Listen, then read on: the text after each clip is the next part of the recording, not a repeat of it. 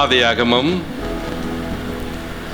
நம்முடைய தொடர் தியானத்தின் பகுதிகளிலே ஒழுங்கும் கிரமமாய் நாம் படித்து வருகிறோம். ஆரம்பத்திலே நாம் பார்த்தது போல இது ஆரம்பங்களின் புத்தகம். ஆரம்பங்களின் புத்தகம் என்று சொல்லும். அண்ட சராசரங்களின் ஆரம்பம், மனித இனத்தின் ஆரம்பம், பாவத்தின் ஆரம்பம், நாகரிகத்தின் ஆரம்பம், தேசங்களின் ஆரம்பம், மொழிகளின் ஆரம்பம், எபிரேய இனத்தின் ஆரம்பம் என்று பல ஆரம்பங்களை நாம் துவக்கத்திலே பார்த்தோம். அந்த ஆரம்ப வரிசையிலே கடந்த நாட்கள் வரைக்கும் பாவம் செய்வதற்கு முன்பு என்ன நடந்தது, எப்படி இருந்தது என்பதை பார்த்தோம். பாவம் செய்வதற்கு முன்பு, ஆதாமும் ஏவாளும் பாவம் செய்வதற்கு முன்பு என்ன நடந்தது, அவர்கள் எப்படி இருந்தார்கள், அதை தான் விளக்கமாக ஒவ்வொன்றாய் பார்த்தோம்.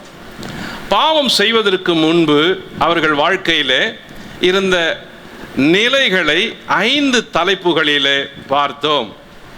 1, தேவனும் மனிதனும், God and man. 2, தேவனும் மனுஷியும், God and woman. 3, மனுஷனும் மனுஷியும், man and woman. 4, மனுஷனும் குடும்பமும், man and family. 5, தோட்டமும் விருட்சமும். இந்த தலைப்புகளுக்கு உள்ளே கடந்த வாரம் நாம் பார்த்த குறிப்புகளின் வரிசையிலே ஒரு ஞாபகத்திற்காக திரும்பவும் உங்களுக்கு சொல்ல விரும்புகிறேன். குறிப்பு 1 தேவனும் மனுஷனும், ஆதாமை குறித்து பார்த்தோம். தேவன் மனிதனை ஏதேன் தோட்டத்தில் வைத்தார். ஆதியாகமம் 2:8 அப்படி சொல்லுகிறது. 2வது, தோட்டத்தை பண்படுத்தவும் பாதுகாக்கவும் அவனுக்கு கட்டளையிட்டார். ஆதியாகமம் 2:15 அப்படி சொல்லுகிறது. 3வது, அந்த கனியை புசிக்க வேண்டாம் என்று தேவன் ஆதாமுக்கு கட்டளையிட்டார். ஆதியாகமம் 2:17 அப்படி சொல்லுகிறது. 4, மிருகங்களுக்கு பெயர் வைக்கும்படி ஆதாமுக்கு தேவன் அனுமதி கொடுத்தார். ஆதியாகமம் 2:19 அதை சொல்லுகிறது. 5, மனுஷன் தனிமையாய் இருப்பது நல்லதல்ல என்று தேவன் ஆதாமை பார்த்து அவனுக்கு ஏதோ ஒன்று வேண்டும் என்று எதிர்பார்த்தார். ஆதியாகமம் 2:18 அப்படி சொல்லுகிறது. 6வது, மனிதனுக்கு, அதாவது ஆதாமுக்கு ஏற்ற துணையை உண்டாக்குவோமாக என்று தேவன் நினைத்தார். ஆதி 2:18 அப்படி சொல்லுகிறது. 7வது, ஆதாமுக்கு தேவன் அயர்ந்த நித்திரையை வர செய்தார். ஆதியாகமம் 2:21 அதை சொல்லுகிறது. 8வது, மனுஷனுடைய, அதாவது ஆதாமுடைய விலா எலும்பிலிருந்து ஒன்றை எடுத்தார். ஆதியாகமம் 2:21 அதை சொல்லுகிறது. 9வது, புருஷன் தன் மனைவியோடு இசைந்திருக்க சொன்னார். ஆக ஆதியாகமம் 2:24 அதை சொல்லுகிறது. 10வது, அவர்கள் நிர்வாணிகளாய் இருந்தும் வெட்கப்படாதிருந்தார்கள். ஆதியாகமம் 2:25. இந்த 10 குறிப்புகளும் ஆதாமும் தேவனும் என்ற தலைப்பில் நாம் கடந்த வாரம் பார்த்தோம். குறிப்பு 2, தேவனும் மனுஷியும், அதாவது தேவனும் ஏவாளும். 1, ஏவாள் பொருத்தமான துணை, சூட்டபிள் பார்ட்னர். ஆதியாகமம் 2:29 அதை சொல்லுகிறது. 2, ஏவாள் உதவி செய்யும் துணை, ஹெல்பிங் பார்ட்னர். ஆதியாகமம் 2:18, 19, 20 இந்த 3 வசனங்களும் அதன் அடிப்படையிலே இருக்கிறது. மூன்றாவது, ஏவாள் உடன் இருக்கும்படியான துணை, ஸ்டேயிங் பார்ட்னர். ஆதியாகமம் 2:12 அதை சொல்லுகிறது. நான்காவது, ஏவாள் தேவனால் அழைத்து கொண்டு வரப்பட்டவள், கிஃப்டட் பார்ட்னர். கிஃப்டட் பார்ட்னர் ஆதியாகமம் 2:22. ஐந்தாவது, ஏவாள் புருஷனோடு இணைந்திருக்க கட்டளை பெற்றவள், கைடட் பார்ட்னர். ஆதியாகமம் 2:24. ஆக மனுஷியும் தேவனும் என்ற தலைப்பில் வந்த செய்திகளை நாம் பார்த்தோம். மூன்றாவது, மனுஷனும் மனுஷியும், மேன் அண்ட் உமன். ஒன்று, இவள் என் எலும்பில் எலும்புமானவள் என்று ஆதாம் ஏவாளை பார்த்து சொன்னான்.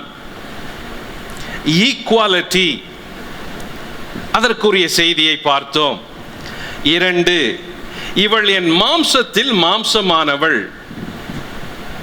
நேச்சர், இயற்கையா இருக்கிற இன்ப சந்தோஷங்களை ஒப்பிட்டு சொல்லப்பட்டு இருக்கிறது. ஆதியாகமம் 2:22. 3, மனுஷனிலிருந்து எடுக்கப்பட்ட மனுஷி என்று ஆதாம் அந்த மனுஷியை பார்த்து சொன்னான். ஆக ஐடென்டிட்டி, அந்த ஐடென்டிட்டி ஆதாமால் ஏவாளுக்கு கொடுக்கப்பட்டது. 4, புருஷன் மனைவி, தகப்பன் தாய், இவர்கள் அனைவரும் ஒன்றாக இருக்க வேண்டும் என்று சொல்லும் பொழுது தகப்பனும் தாயும் ஒன்றாக இருக்க வேண்டும், புருஷனும் மனைவியும் ஒன்றாக இருக்க வேண்டும். தேவன் குடும்பங்களை இணைக்கிறார், யூனிட்டி என்று பார்த்தோம். 5வது, இவர்கள் இருவரும் வெட்கப்படாதிருந்தார்கள். நிர்வாணிகளாய் இருந்தும் வெட்கப்படாதிருந்தார்கள். ஸ்பிரிச்சுவல் ஈக்குவாலிட்டி, ஆவிக்குரிய சம வளர்ச்சி அல்லது ஆவிக்குரிய ரீதியாக ஒரே விதமாய் வளர்ந்தவர்கள்.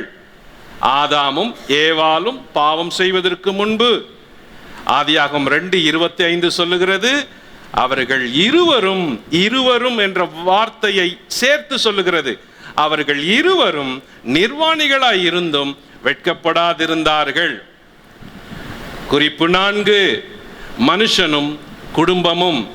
புருஷன் தன் தகப்பனையும் தன் தாயையும் விட்டு இசைந்திருக்க வேண்டும். அதை தேவன் நிர்ணயிக்கிறார். கேஜேவி ஆங்கில வேதம் சொல்லுகிறது லீவ் அண்ட் கிளீவ் என்று சொல்லுகிறது. அதாவது ஆண் என்பவன் தான் திருமணம் ஆகும் வரைக்கும் தாய் தந்தையோடு இருக்க வேண்டும். திருமணம் ஆன பின்பு அவர்களை விட்டு மனைவியோடு இசைந்திருக்க வேண்டும். அது உடல் உள்ளம் ரீதியான சில பிரிவுகளை சொல்லுகிறது. அதற்காக தாயும் தந்தையும் வெறுத்து விட வேண்டும் என்று சொல்லவில்லை. தேவன் மனைவியை கொடுக்கும் பொழுது புருஷன் மனைவியை நேசிப்பதற்கான வழிமுறைகளை சொல்லி இருக்கிறார். அதே போல மனைவி புருஷனை கண்டடையும் போது தன் தகப்பனையும் தாயும் விட்டு புருஷனோடு இசைந்திருப்பதை தேவன் நிர்ணயிக்கிறார். 2, ஆண் முதலில் தன் தகப்பனோடும் தாயோடும் மனைவி வரும் வரைக்கும் இருப்பதை தான் ஆதியாகமம் 2:24 தேவன் சொல்லுவதாக வேதம் கூறுகிறது. 3, ஆண் மனைவி வந்த பின் மனைவியோட ஊடுருவி இருப்பது, இசைந்திருப்பது என்றால் என்ன என்ற பொருளிலே 10 குறிப்புகளை பார்த்தோம். அந்த இசைந்திருப்பதற்கு வேறு வடிவத்தில் வார்த்தையை கொடுத்தால் புருஷன் மனைவியோடும் மனைவி புருஷனோடும் ஊடுருவி இருக்கும் ஒரு வாழ்க்கையை தேவன் ஆதியிலே பாவம் செய்வதற்கு முன்பே நிர்ணயித்தார். ஏதேன் தோட்டத்திலே ஆதியாகமம் 2:24 அந்த கருத்தின் அடிப்படையிலே சொல்லப்பட்டிருக்கிறது. குறிப்பு 4, ஆண் பெண் ஒரே மாம்சமானவர்கள், அவர்கள் இருவரும் ஒரே மாம்சமானவர்கள். ஆதியாகமம் 2:24 அதை சொல்லுகிறது. 5, குறிப்பு 5, ஆண் பெண் ஒரே ஆவிக்குரிய அறிவில் இருப்பவர்கள். ஸ்பிரிச்சுவல் நாலேஜ், அந்த ஆவிக்குரிய அறிவு என்பது 2 பேருக்குமே ஒன்றாய் இருந்தது. ஏவாள் பிறகு வந்தாலும் ஆதாமுக்கு பின்னே வந்தாலும் பிறகு அவர்கள் வாழ்க்கையிலே இசைந்திருந்து அதிலே வளர்கிறார்கள். ஏவாளை விட ஆதாமுக்கு பல காரியங்கள் தெரியும். ஆனாலும் ஆவிக்குரிய வாழ்க்கையிலே ஏவாளை வளர்ப்பதற்கு ஆதாம் இசைந்திருந்தான். ஆதியாகமம் 2:25 அவர்கள் இருவரும் நிர்வாணிகளாய் இருந்தும் வெட்கப்படாதிருந்தார்கள் என்பதின் பொருள் உள்ளே அடங்கி இருக்கிற ஆவிக்குரிய அறிவு, ஆவிக்குரிய வெளிச்சம், அதை தான் சொல்லுகிறது. அது மட்டுமல்ல, பாவம் என்பதே அறியாத 2 பேர், பாவம் என்றால் என்ன என்று தெரியாத ஒரு தம்பதி, பாவம் உள்ளே வசிப்பதற்கு வருவதற்கு உலகத்திலே வருவதற்கு முன்பு அவர்கள் எப்படி வாழ்ந்தார்கள் என்பதை வேதம் தெளிவுபடுத்தியிருக்கிறது. இசைந்திருப்பது என்பது என்ன என்பதை கடந்த நாட்களிலே விரிவாக பார்த்தோம். ஆவியில், அறிவில், மாம்சத்தில், இது 3லும் ஒருமித்து இருப்பது. ஸ்பிரிட், நாலேஜ் அண்ட் ஃப்ளஷ், இது 3லும் இசைந்திருப்பது, இணைந்து நேசிப்பது என்பதுதான் அதன் பொருள். ஆக இந்த 3ம் 4 வகை அன்புகளிலே அடிப்படையிலே வருகிறது. அன்பு 1 எராஸ், இது மாம்சீக அன்பு, fleshly love. அன்பு 2 ஃபிலியோ லவ், இது brotherly சகோதர அன்பு. அன்பு 3 ஸ்டெரோகோ லவ், இது friendly love. அன்பு 4 அகாபே லவ், இது divine love, தெய்வீக அன்பு. ஆக இந்த 4 அன்பும் உள்ளே ஊற்றப்பட்டு இருவரும் இசைந்து வாழ்வதுதான் தேவன் ஆதியிலே நிர்ணயித்த ஒரு குடும்ப உறவு, குடும்பம். கவனியுங்கள், ஆதியிலே முதலாவது உருவாக்கப்பட்டது சபை அல்ல, குடும்பம்தான். புதிய ஏற்பாட்டிலே கூட அப்போஸ்தல நடபடிகளிலே தான் முதலாவது சபை உருவாக்கப்படுகிறது, பிறக்கிறது. ஆனால் தேவன் முதலாவது ஏதேன் தோட்டத்தில் உருவாக்கியது ஆதாம் ஏவாள் அவர்களது குடும்பம். ஆக பாவம் செய்வதற்கு முன்பு வரை இப்படிப்பட்ட ஒரு வாழ்க்கையை ஆதாமும் ஏவாளும் வாழ்ந்தார்கள். தேவன் அதை நிர்ணயித்தார், தேவன் அதை அவர்களுக்கு அன்பளிப்பாக கொடுத்தார், தேவன் அவர்களை ஆசீர்வதித்து சந்தோஷமாய் வாழும்படி அனுமதி கொடுக்கிறார். இப்பொழுதுதான் பிரச்சனைகளின் ஆரம்பத்திற்கு சற்று ஊடுருவி படிக்க வேண்டிய சில செய்திகள் 2ஆம் அதிகாரத்தில் இருக்கிறது. அந்த 2ஆம் அதிகாரத்தில் படிக்கிற அந்த ஊடுருவி படிக்கிற தலைப்புகளின் செய்தியில் அடிப்படையில் 3ஆம் அதிகாரத்துக்கு போக வேண்டியது இருக்கிறது. நாம் ஏற்கனவே பார்த்த குறிப்புகளிலே 5வது குறிப்பு தோட்டமும் விருட்சமும். தேவன் ஒரு அழகான தோட்டத்தை உண்டாக்கி அந்த தோட்டத்தில் விருட்சங்களை, தாவர வகைகளை வைக்கிறார். ஆனால் அதை அவர் சொல்லும் பொழுது தோட்டத்தில் நடுவில் இருந்த ஒரு 2 வகை விருட்சங்களை குறித்து வேதம் சொல்லுகிறது. கவனிக்க வேண்டியது.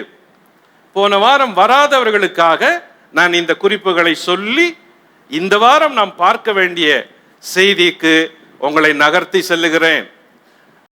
இதன் அடிப்படையில கவனிக்க வேண்டிய குறிப்புகளை தான் இனிமேல் நாம் பார்க்க போகிறோம். ஆக தோட்டமும் விருட்சமும் என்பதுதான். கவனியுங்கள், தோட்டத்தின் நடுவில் இருந்த விருட்சங்கள் 2. ஆதியாகமம் 2:9 அதை வாசிக்கிறோம். அது என்ன விருட்சம்? ஜீவ விருட்சம், the tree of life. அப்படி என்ற ஒரு விருட்சம். 2, நன்மை தீமை அறியத்தக்க விருட்சம், the tree of knowledge of good and evil. ஆக இவைகள் 2மே தோட்டத்தின் நடுவிலே இருப்பதாய் வேதம் சொல்லுகிறது. வாசிப்போம். தேவனாகிய கர்த்தர் பார்வைக்கு அழகும் புசிப்புக்கு நலமுமான சகலவித விருட்சங்களையும் தோட்டத்தின் நடுவிலே ஜீவ விருட்சத்தையும் நன்மை தீமை அறியத்தக்க விருட்சத்தையும் பூமியிலிருந்து முளைக்க பண்ணினார். ஓகே, தோட்டத்தின் நடுவிலே இருந்தது. அதுல 2 வகையும் இருந்தது. ஜீவன் தரும் மரம் இருந்தது, அந்த மரத்துல விருட்சம் இருந்தது. நன்மை தீமை அறியத்தக்க மரமான அந்த விருட்சம் இருந்தது. ஆனால் அதற்கு தேவன் ஒரு எல்லையை வைத்திருக்கிறார். அது தோட்டத்தின் நடுவில் இருந்ததாய். 4வது குறிப்பு, நன்மை தீமை அறியத்தக்க விருட்சத்தின் கனியை புசிக்க வேண்டாம், புசிக்க வேண்டாம் என தேவன் கூறினார். ஆதியாகமம் 2:17. முன்கூட்டியே தேவன் எச்சரித்து சொல்லி இருக்கிறார். இது எனக்கு தெரியாது என்று ஆதாம் சொல்லவே முடியாது. முன்கூட்டியே சொல்லி இருக்கிறார். 5, அதை நீ புசிக்கும் நாளில் சாகவே சாவாய் என்று தேவன் கட்டளையிட்டார்.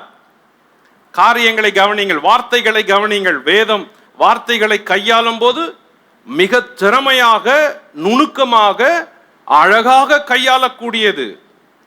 ஆகையினால் தான் வேதத்தை படிக்க படிக்க படிக்க படிக்க அது சுரந்து கொண்டே இருக்கிறது செய்திகளை. தேவன் தெளிவாய் சொல்லி இருக்கிறார், அதை புசிக்கும் நாளில் சாகவே சாவாய். புசிக்கும் நாளில் சாகவே சாவாய் என்று சொன்னார் என்று சொல்லவில்லை. என்ன சொன்னாரு? என்ன சொன்னாரு? கட்டளையிட்டார்னா எப்படி சொல்லியிருப்பாரு? கட்டளையிட்டார்னா 2:17 அந்த வசனம் அப்படி சொல்லுது. என்ன சொல்லியிருப்பாரு? கட்டளையிட்டார்னா எப்படி சொல்லியிருப்பாரு? ரொம்ப ஸ்ட்ராங்கா சொன்னாருன்னு சொல்லல, கட்டளையிட்டார். முதல்ல தேவன் மனுஷனுக்கு இட்ட கட்டளை இதுதான். முதல்ல அந்த வேர்டு, அந்த வார்த்தை பயன்படுத்தப்படுவதும் இங்கதான். மகனே, நீ அதை புசிக்கும் நாளில் சாகவே சாவாய், ஆகவே அதை புசிக்க வேண்டாம் என்று சொன்னார். ஆக விருட்சத்திலே இப்பொழுது நாம் கவனம் செலுத்தி வருகிறோம். அந்த குறிப்பில் 6வது, அந்த விருட்சம் புசிப்புக்கு நல்லது. அந்த விருட்சம் புசிப்புக்கு நல்லது. 3:6. அந்த விருட்சம் பார்வைக்கு இன்பம். ஆதியாகமம் 3:6. 7வது குறிப்பு, அந்த விருட்சம் பார்வைக்கு இன்பம். 8வது, அது அந்த விருட்சம் புத்தியை தெளிவிக்கிறதற்கு இச்சிக்கப்படத்தக்கதாய் இருந்தது. ஆதியாகமம் 3:6. அந்த 2 வகையில ஒரு மரத்தை குறித்து வேதம் திரும்ப திரும்ப சொல்லுகிறது. தேவனும் அதை கட்டளையிட்டார், இதை புசிக்காத, புசிக்கும் நாளில் சாகவே சாவாய். இப்பொழுது கவனிக்க வேண்டியது, அடுத்த அதிகாரத்திற்கு நாம் படிப்பதற்கு முன்பு கவனிக்க வேண்டிய குறிப்பு இதுதான், விருட்சம். ஏன் இதை வைத்துத்தான் அடுத்த அதிகாரத்தில் மிகப்பெரிய சம்பவம், துக்ககரமான சம்பவம் நடக்கிறது. விருட்சம். நான் ஏற்கனவே போன வாரம் உங்களை பார்த்து கேட்டேன், பாவம் என்றால் என்ன என்று. எல்லாரும் ஒரு கருத்துக்களை சொன்னீர்கள். திரும்ப கேள்வி கேட்டதுமே எல்லாரும் பதில் சொல்ல முடியாத அமைதியா இருந்தீங்க, பலர் சிரிச்சிட்டு இருந்தீங்க. அப்போ பாவம் என்றால் என்ன அப்படின்னா அதுக்கு விளக்கம் வேற ஒண்ணும் இல்லை. பாவம் என்பது என்ன என்பதை தேவன் சொல்லி இருக்கிறார், வேதம் சொல்லி இருக்கிறது. பாவம் என்பது ஒரு அறிவு. அது என்ன என்றால் நன்மை தீமை என்று உணர்த்துகிற ஒரு அறிவு. அந்த அறிவு இல்லாத பொழுது, அந்த பாவத்தின் அறிவு மனுஷனுக்குள்ள இல்லாத போது, இது நன்மையா இது தீமையா என்று பிரித்து பார்க்கிற அந்த அறிவு இல்லாத போது, அவன் தேவ சாயலிலே அப்படியே ஒரு குழந்தையை போல இருக்கிறான். தான் நிர்வாணி என்றும் அறிந்தும் வெட்கப்படாதிருந்தார்கள். ஏன்? அவர்களுக்கு அந்த அறிவு வரவே இல்லை. தேவன் அதை விரும்பினார். தேவன் அவர்கள் அப்படிதான் இருக்க வேண்டும் என்று விரும்பினார். அது ஒரு தூதர்களை போல இருக்கிற ஒரு வாழ்க்கையின் மனநிலை. தேவன் கள்ளம் கபடு இல்லாமல், பாவ அழுக்கு இல்லாமல், அந்த நல்ல கெட்ட குணங்கள் இல்லாத ஒரு மனுஷனை தான் உருவாக்கினார். அப்படிதான் அவனை வைத்தார். அவன் அப்படிதான் இருந்தான். ஆகவேதான் அந்த பாவத்தின் அறிவு என்பது கீழ்ப்படியாமல் போகும் பொழுது அந்த விருட்சத்தின் மூலமாய் வருகிறது. நன்மை தீமை அறிகிற அறிவு. அந்த அறிவு ஒரு மனுஷனுக்குள்ளே வந்துவிட்ட பிறகு அவனுக்கு எது நன்மை எது தீமை என்று பிரிக்க தெரியும். ஆனால் சோகம் என்னவென்றால், அவன் நன்மையை பிரிக்க தெரியும், தீமையை பிரிக்க தெரியும். ஆனால் அவனுக்கு அந்த தீமையின் மேலே தான் ஈர்ப்பு இருக்கிறது, நன்மையின் பேரிலே இல்லை. தீமை, அந்த பாவம், அந்த தீமை என்பது அவனை ஈர்க்கிறது, இழுக்கிறது. அது நன்றாய் இருக்கிறது, அது இன்பமாய் இருக்கிறது, அது பார்ப்பதற்கு இன்பமாய் இருக்கிறது, புசிப்பதற்கு இன்பமாய் இருக்கிறது, பார்க்கும் போதே இச்சிக்கப்படத்தக்கதாய் இருக்கிறது. அது அறிவு அறிவு உண்டாக்கக்கூடியதாய், அறிவு வளர்ச்சியை கொடுக்கக்கூடியதாய் இருக்கிறது. இதனால் தான் அந்த அறிவு வந்த பிறகு அவன் நன்மையை விட தீமையை விரும்புகிறான். அந்த தீமை அவனுக்குள்ளே இழுத்து கொண்டே போகிறது. ஆனால் அது பருகும் பொழுது, அதை செய்யும் பொழுது அது இன்பமாக இருக்கிறது. முடிவு மரணம். அது முடிவில் தான் தெரிகிறது இது மரணம் என்று. அது வரைக்கும் அவனுக்கு தெரியாது, அது வரைக்கும் தெரியாது. ஆகையினால் தான் மனுஷனால் பாவத்தை விட முடியவில்லை. பாவத்தை ஏன் விட முடியவில்லை? அது இன்பம், ஆனால் முடிவில் தான் அது மரணம். பாவத்தின் சம்பளம் தான் மரணம். பாவம் செய்ய செய்ய செய்ய செய்ய ஆரம்பத்தில் தெரியல, ஆனால் முடிவு மரணம். இது எப்படி வருது? இது மனுஷனுக்குள்ள இந்த பாவ அறிவு என்பது இந்த கீழ்ப்படியாமையினால முதலில் நன்மை தீமை அறிகிற அறிவு வந்து விடுகிறது. கவனியுங்கள், பாவம் என்றால் என்ன? கொலை செய்வது பாவம். அவன் கொலை செய்த பிறகுதான் அது கொலை என்று சொல்லுகிறோம்.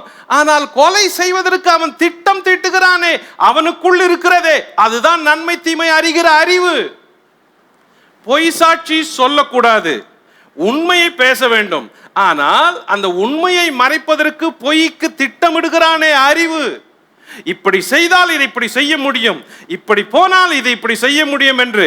அந்த அறிவு தான் பாவத்தின் அறிவு. தேவ தூதர்களுக்கு அப்படிப்பட்ட அறிவு கிடையாது. தேவ தூதர்கள் நேர்மையானவர்கள், ஸ்ட்ரைட் ஃபார்வர்ட் பீப்புள். ஏன்? அவங்களுக்கு பாவ அறிவோ நன்மை தீமை, இது இந்த தீமையை செஞ்சா அப்படி வரும், இந்த நன்மையை செஞ்சா லாபம் வரும், இந்த தீமை அப்படியெல்லாம் எதுவும் இல்லை.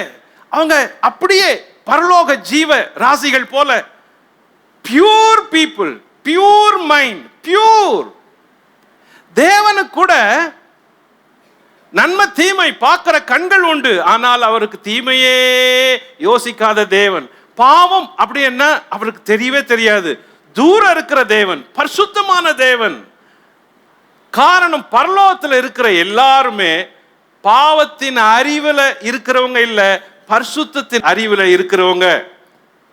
அப்போ பூமியில அந்த பாவத்தின் அறிவு என்பது இந்த நன்மை தீமையை பற்றி தெரிஞ்சுக்கிற அறிவு. அதுதான் நம்ம உதாரணம் பார்த்தோம். ஒரு சிறு பிள்ளைய வீட்டில் தூங்கிட்டு இருந்து நேரா ஹாலுக்கு ஓடி வருது. எல்லாரும் இருக்கிறாங்க. அந்த 2-3 வயசு பிள்ளைக்கு அது ஆடை இல்லாம இருந்தாலும் நேரா ஓடி வருது. அம்மா சொல்றாங்க, போ போ போய் துணி போட்டுட்டு வா அப்படின்றோம். ஏன்? எல்லாரும் இருக்கிறாங்க. ஆனா பிள்ளைக்கு அம்மா அப்பா எல்லாரும் தெரியுது. ஆனா தான் ஆடை இல்லாம இருக்கிறோன்றத பிள்ளை பார்க்கல. கண்ணு தெரியுது, ஆனா தான் நிர்வாணி என்பதை பார்க்கல. Innocent heart, innocent baby. இப்படித்தான் ஆதாம் ஏவாளா இருந்தாங்க. ஆனா அதே பிள்ளை வளர்ந்த பிறகு எது நன்மை எது தீமை அப்படின்னு தெரியுது. அப்புறம் யாரும் சொல்ல வேண்டியதில்லை. இது எதை குறிக்கிறது? இந்த அறிவை குறிக்கிறது. பாவத்தின் அறிவை ஒவ்வொரு மனுஷனுக்குள்ளும் அது கடந்து வருது.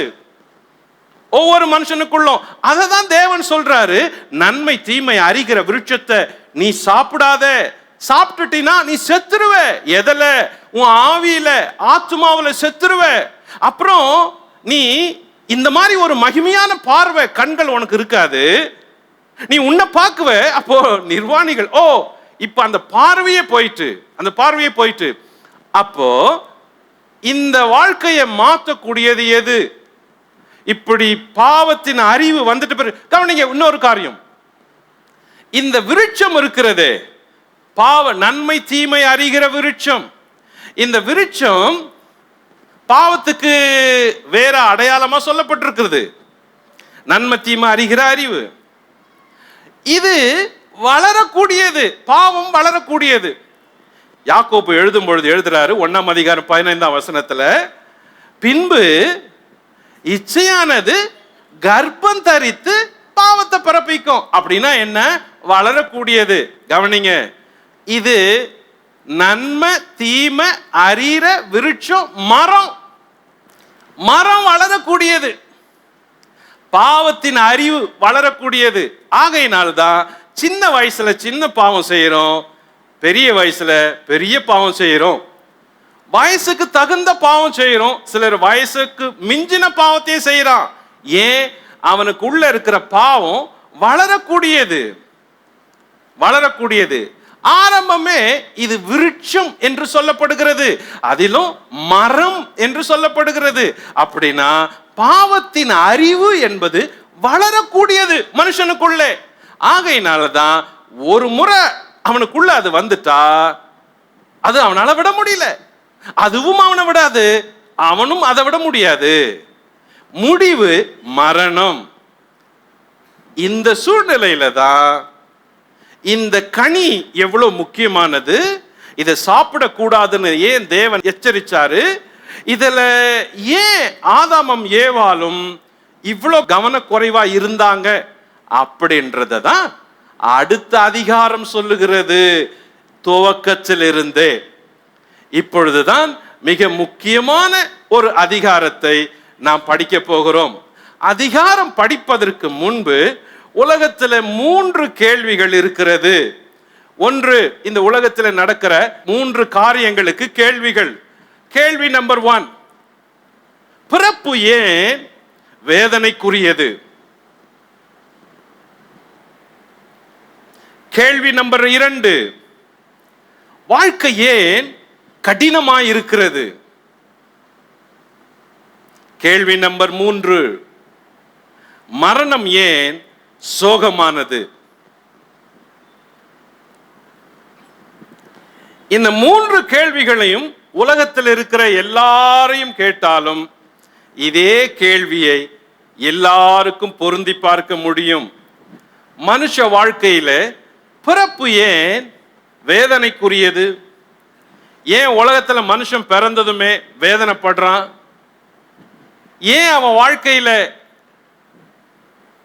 கடைசி வரைக்கும் இந்த பூமியில வாழும் வரைக்கும் ஏன் கஷ்டப்படுறான்? வாழ்க்கை கடினமானது, வாழ்க்கை கடினமானது. அது வாழ்றதுக்கு வாழ்க்கைன்றது அவ்வளவு லகுவானது கிடையாது. பூமியில ஒரு மனுஷன் பிறந்துட்டா அவன் சாகுற வரைக்கும் இந்த கடினமான வாழ்க்கையை ஃபேஸ் பண்ண வேண்டியதா இருக்குது.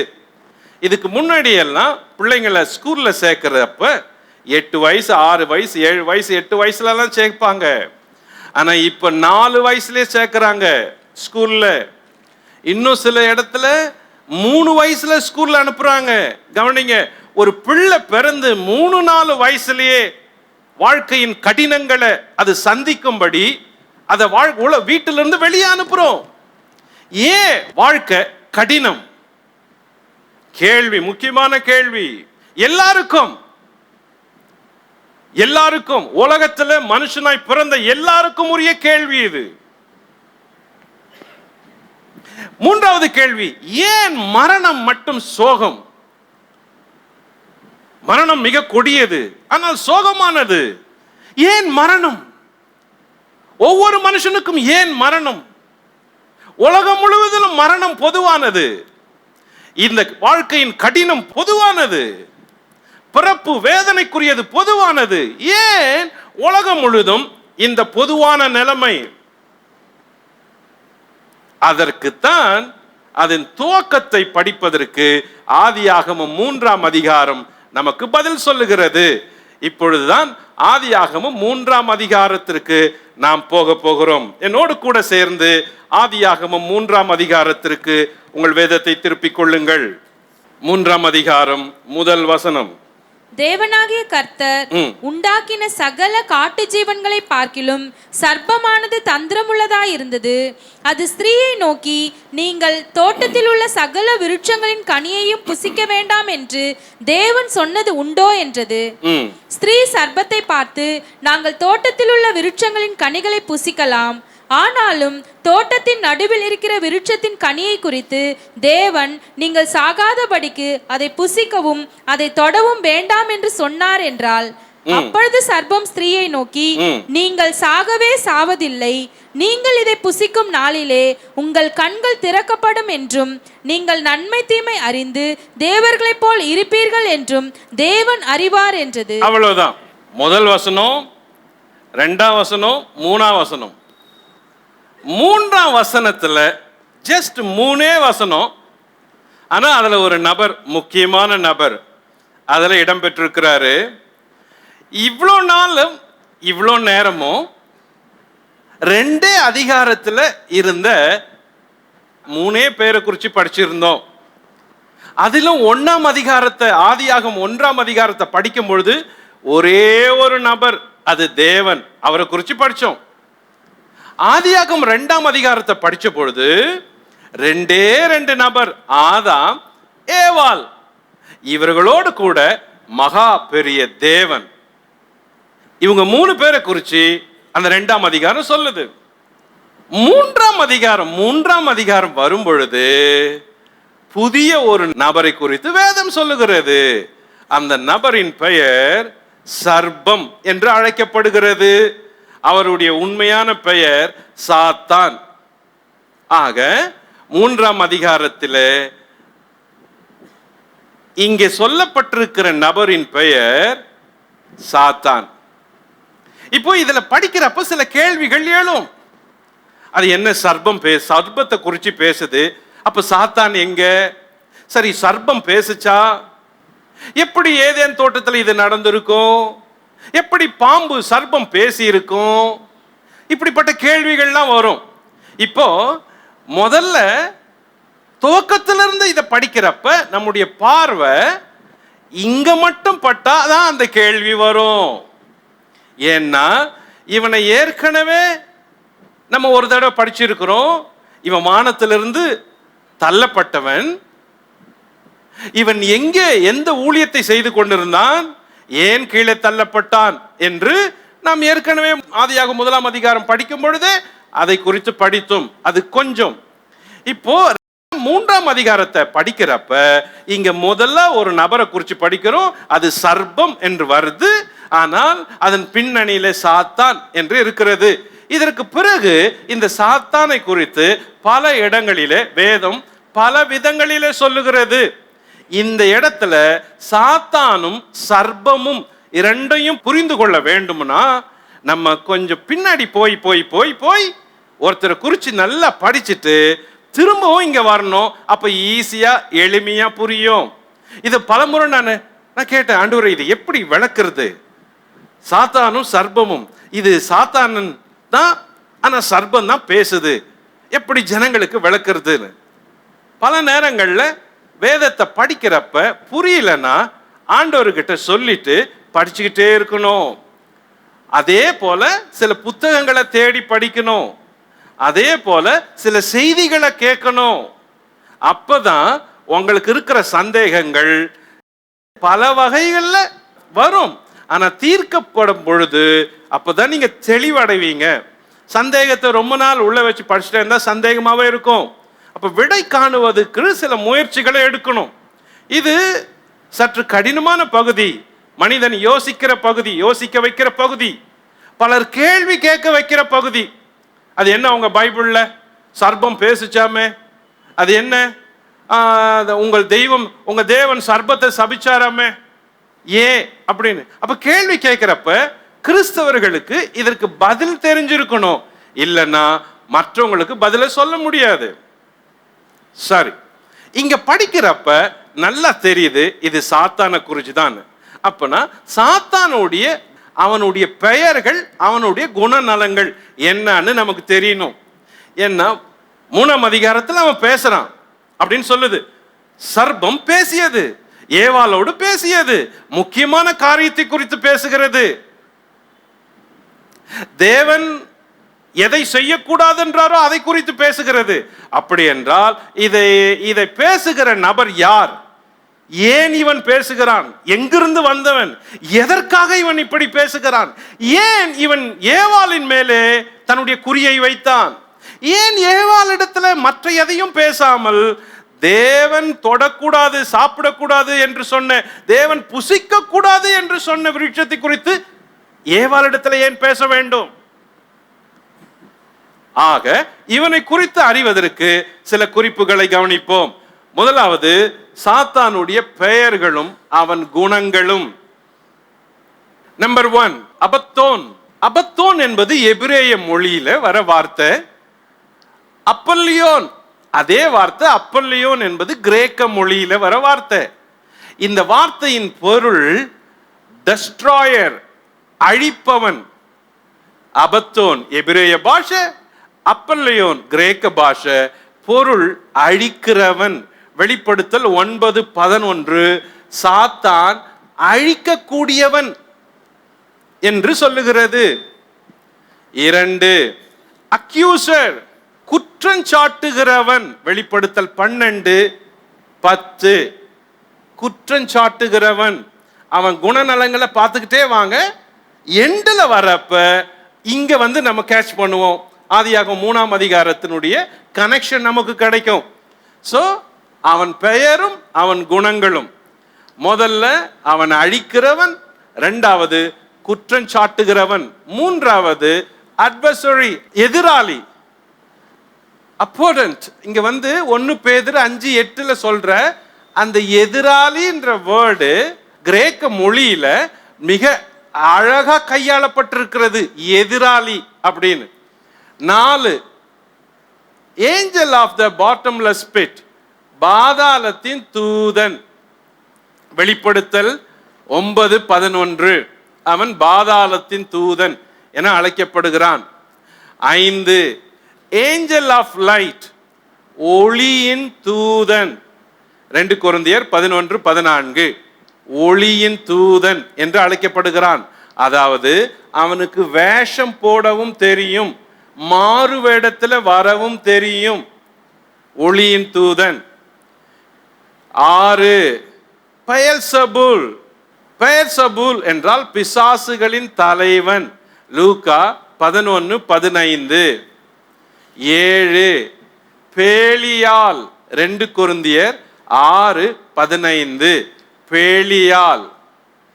8, எனிமி, சத்துரு. மத்தேயு 13:39 சத்துரு, எனிமி. 9, ஃபாதர் ஆஃப் லைஸ், பொய்க்கு பிதா. பொய்க்கு பிதா. யோவான் 8:44 பொய்க்கு பிதா. 10, காட் ஆஃப் திஸ் வேர்ல்ட், இப்பிரபஞ்சத்தின் தேவன். இப்பிரபஞ்சத்தின் தேவன். 2 கொரிந்தியர் 4 3, 4 பிரபஞ்சத்தின் தேவன். 12 லயர், பொய்யன். யோவான் 8:44. 13 மர்டரர், மனுஷ கொலைபாதகன். மனுஷ கொலைபாதகன், மனுஷ கொலைபாதகன். யோவான் 8:44. 14 prince of the power of the air, ஆகாயத்து அதிகார பிரபு. ஆகாயத்து அதிகார பிரபு. எபேசியர் 2:2. நம்பர் 15 கர்ஜிக்கிற சிங்கம். 1 பேதுரு 5:8 கர்ஜிக்கிற சிங்கம். நம்பர் 16 பிரபஞ்சத்தின் அந்தகார லோகாதிபதி. Darkness, ruler of the darkness of this world. பிரபஞ்சத்தின் அந்தகார லோகாதிபதி. எபேசியர் 6:12. Number 17 prince of this world, உலகத்தின் அதிபதி. யோவான் 12:31 உலகத்தின் அதிபதி. நம்பர் 18 சோதனைக்காரன். மத்தேயு 4:3 சோதனைக்காரன், சோதிக்கிறவன். நம்பர் 19 திருடன். யோவான் 10:9-10 திருடன். நம்பர் 20 விக்கெட் ஒன், பொல்லாங்கன், பொல்லாங்கன். மத்தேயு 13:38 பொல்லாங்கன். Number 21 Lucifer, morning star. அதாவது லூசிஃபர் என்ற வார்த்தை பைபிள்ல இல்லை. லூசிஃபர் என்ற வார்த்தை பைபிள்ல இல்லை. அப்ப எப்படி லூசிஃபர்னு சொல்றோம்? லூசிஃபர் என்ற வேர்டே பைபிள்ல இல்லை அப்படின்னா எப்படி லூசிஃபர், அது பிசாசு, சாத்தான் அப்படின்னு எப்படி சொல்றோம்? அப்படின்னா ஏசாயா தீர்க்கதரிசன புத்தகத்துல 14ஆம் அதிகாரம் 22ஆம் வசனத்துல அதிகாலை மகனாகிய விடிவெள்ளி அப்படின்னு சொல்றோம். இந்த அதிகாலையின் மகன், ஆக்சுவலி அதே விடிவெள்ளி என்ற வார்த்தையை இயேசு கிறிஸ்துவுக்கும் பயன்படுத்துறோம், வெளிப்படுத்தல் 22. அதனால பிசாசுக்கும் விடிவெள்ளி மார்னிங் ஸ்டார், இயேசுவுக்கும் மார்னிங் ஸ்டார் அப்படின்னு இருக்குது. ஸோ ஆரம்பத்தில் இந்த வித்தியாசம் இருந்தது. கேஜேவி பைபிள் டிரான்ஸ்லேட்டர்ஸ் இந்த இடம் வரப்ப கொஞ்சம் யோசிக்க ஆரம்பிச்சிருக்கிறாங்க. எப்படி? ஏசாயா 14ஆம் அதிகாரத்துல சாத்தானுடைய வீழ்ச்சியே சொல்லுது. அப்படி சொல்றப்ப அதிகாலை மகனாகிய விடிவெள்ளி மகனே அப்படின்னு சொல்லிட்டு வருது. அதே விடிவெள்ளி என்ற வார்த்தையே வெளிப்படுத்தல் 22 இயேசு கிறிஸ்துவுக்கும் சொல்லப்படுது. இப்ப இந்த கேஜேவி டிரான்ஸ்லேட்டர்ஸ் இதை அழகா கேட்ச் பண்ணியிருக்கிறாங்க. அந்த இடத்துல சேம் வேர்டை யூஸ் பண்ணல, மார்னிங் ஸ்டார் அப்படின்னு. இந்த இடத்துல அதாவது ஏசாயா 14 கொஞ்சம் வாங்க, ஏசாயா 14. அதிகாலையின் மகனாகிய விடிவெள்ளியே, நீ வானத்திலிருந்து விழுந்தாயே. Okay, wait. அதிகாலையின் மகன், மார்னிங் ஸ்டார் அப்படின்னு யார சொல்லுது? சாத்தான சொல்லுது. இப்ப வெளிப்படுத்தல் 22:16 எடுங்க. சபைகளில் இவைகளை உங்களுக்கு சாட்சியாக அறிவிக்கும்படிக்கு இயேசுவாகிய நான் என் தூதனை அனுப்பினேன். நான் தாவீதின் வேரும் சந்ததியும் பிரகாசமுள்ள விடிவெள்ளி விடிவெள்ளி மார்னிங் ஸ்டார். அப்ப ரெண்டுமே மார்னிங் ஸ்டார். சாத்தானுக்கும் மார்னிங் ஸ்டார், இயேசுக்கும் மார்னிங் ஸ்டார். அந்த விடிவெள்ளின்ற வேர்டு. அப்போ கேஜேவி டிரான்ஸ்லேட்டர்ஸ் என்ன பண்ணாங்க? இது ரெண்டும் இப்படி இருக்குதுன்னு சொல்லி பிசாச குறிச்சு படிக்கிற இடத்துல, ஏசாயா 14ஆம் அதிகாரத்துல பிசாச குறிச்சு படிப்புமே, அந்த இடத்துல இந்த விடிவெள்ளி என்ற வேர்டுக்கு பதில் அவங்க லத்தீன் மொழி இருக்கு பாருங்க, வெல்கெட், அந்த லத்தீன் மொழி வேதத்துல பார்த்து இருக்கிறாங்க. லத்தீன் மொழியில இருக்கிற வேதத்துல இந்த விடிவெள்ளி என்ற வார்த்தைக்கு பதில் லூசிஃபர் அப்படின்னு இருக்குது. அந்த வேர்டை எடுத்து இந்த இடத்துல போட்டிருக்கிறாங்க. கேஜேவில மட்டும்தான் இது வரும். அதுக்கு பிறகு வர டிரான்ஸ்லேஷன்ல எல்லாம் மார்னிங் ஸ்டார்னு இருக்கும். அப்ப லூசிஃபர் அப்படின்னா நம்ம தெரியாதே லூசிஃபர் அப்படின்னு சொல்லிட்டு இருக்கிறோம். ஓ லூசிஃபரா, அது பிசாசு சாத்தான் சொல்றோம். ஆனா பைபிள்ல ஒரு இடத்துல இல்ல. அந்த வேர்டுக்கு பொருள் மார்னிங் ஸ்டார். அந்த மார்னிங் ஸ்டார்ன்றது ஏசாயா 14லயும் பிசாசுக்கு சொல்லப்படுது, வெளிப்படுத்தல் 22லயும் இயேசுவுக்கு சொல்லப்படுது. அப்ப ஆண்டவர் இயேசு இந்த பிசாசு போல அல்ல, அதற்கு இணையானவர் அல்ல. அதனால அந்த டிரான்ஸ்லேட்டர்ஸ் என்ன பண்ணியிருக்கிறாங்க, லத்தீன் மொழியில இருக்கிற அந்த வேர்டை எடுத்து இங்க கையாண்டு இருக்கிறாங்க. ஆக லூசிஃபர்ன்றது அதுதான்.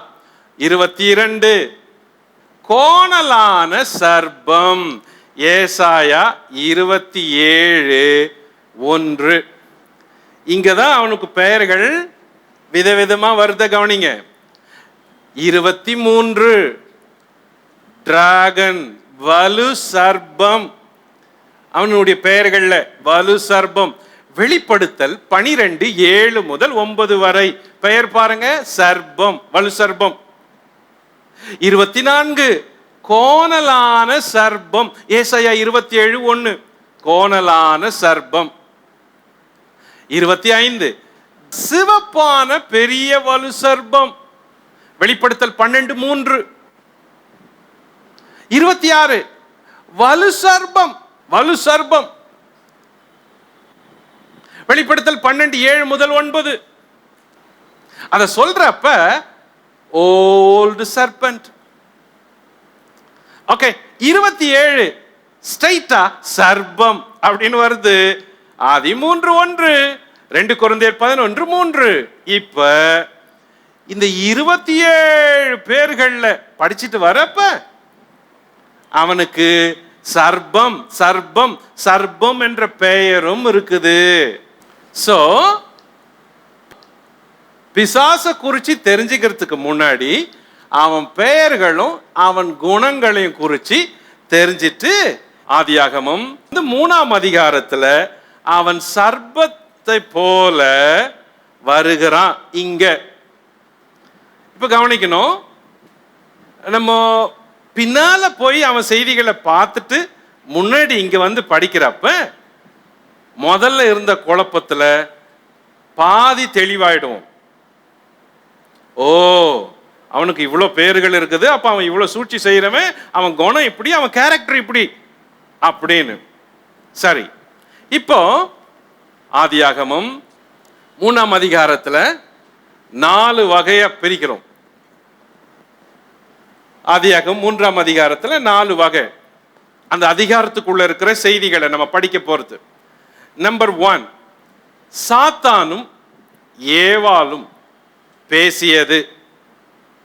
சாத்தானும் ஏவாளும் பேசியது. 3ஆம் அதிகாரம் 1ஆம் வசனம் முதல் 7ஆம் வசனம் வரை. 2, தேவனும் ஆதாமும் பேசியது. ஆதியாகமம் 3ஆம் அதிகாரம் 8ஆம் வசனம் முதல் 13ஆம் வசனம் வரை. நம்பர் 3, தேவன் நியாய தீர்ப்பு கொடுத்தது. ஆதியாகமம் 14 முதல் 20 வசனம் வரை. 4வது, தேவன் தீர்க்கமான முடிவை எடுத்தது. தீர்க்கமான முடிவை எடுத்தது. ஆதியாகமம் 3ஆம் அதிகாரம் 21 முதல் 24 வரை. இதுதான் இந்த அதிகாரத்துக்குள்ள இருக்குது. இந்த அதிகாரத்துல இத பேஸ் பண்ணி தான் செய்திகளை படிக்க போறோம். இப்போ முதல் தலைப்பை சாத்தானும் ஏவாளும் பேசியது. இங்கதான் 3:1 முதல் 7 வரை நம்ம படிக்க வேண்டியது. கவனிக்கலாம் இந்த முதல் குறிப்புல என்ன அப்படின்னு. இப்போ சாத்தானுடைய பெயர்களை லிஸ்ட்ல பார்த்திருக்கிறோம்.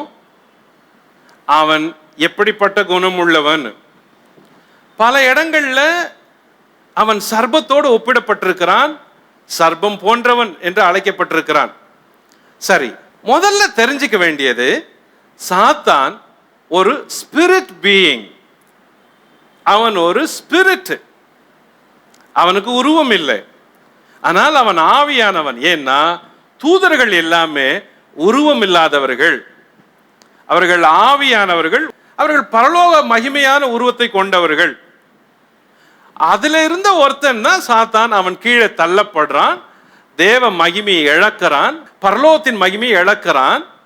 ஆனால் அவனுக்கு பூமியில வசிக்கக்கூடிய உருவம் இல்லை. ஆரம்பத்தில் படிச்சோம், பூமியில வாழணும்னா சரீரம் இருக்கணும். சரீரம் உள்ளதை தான் பூமியில வாழ முடியும். அது தேவன் நியதி, அதுதான் லா.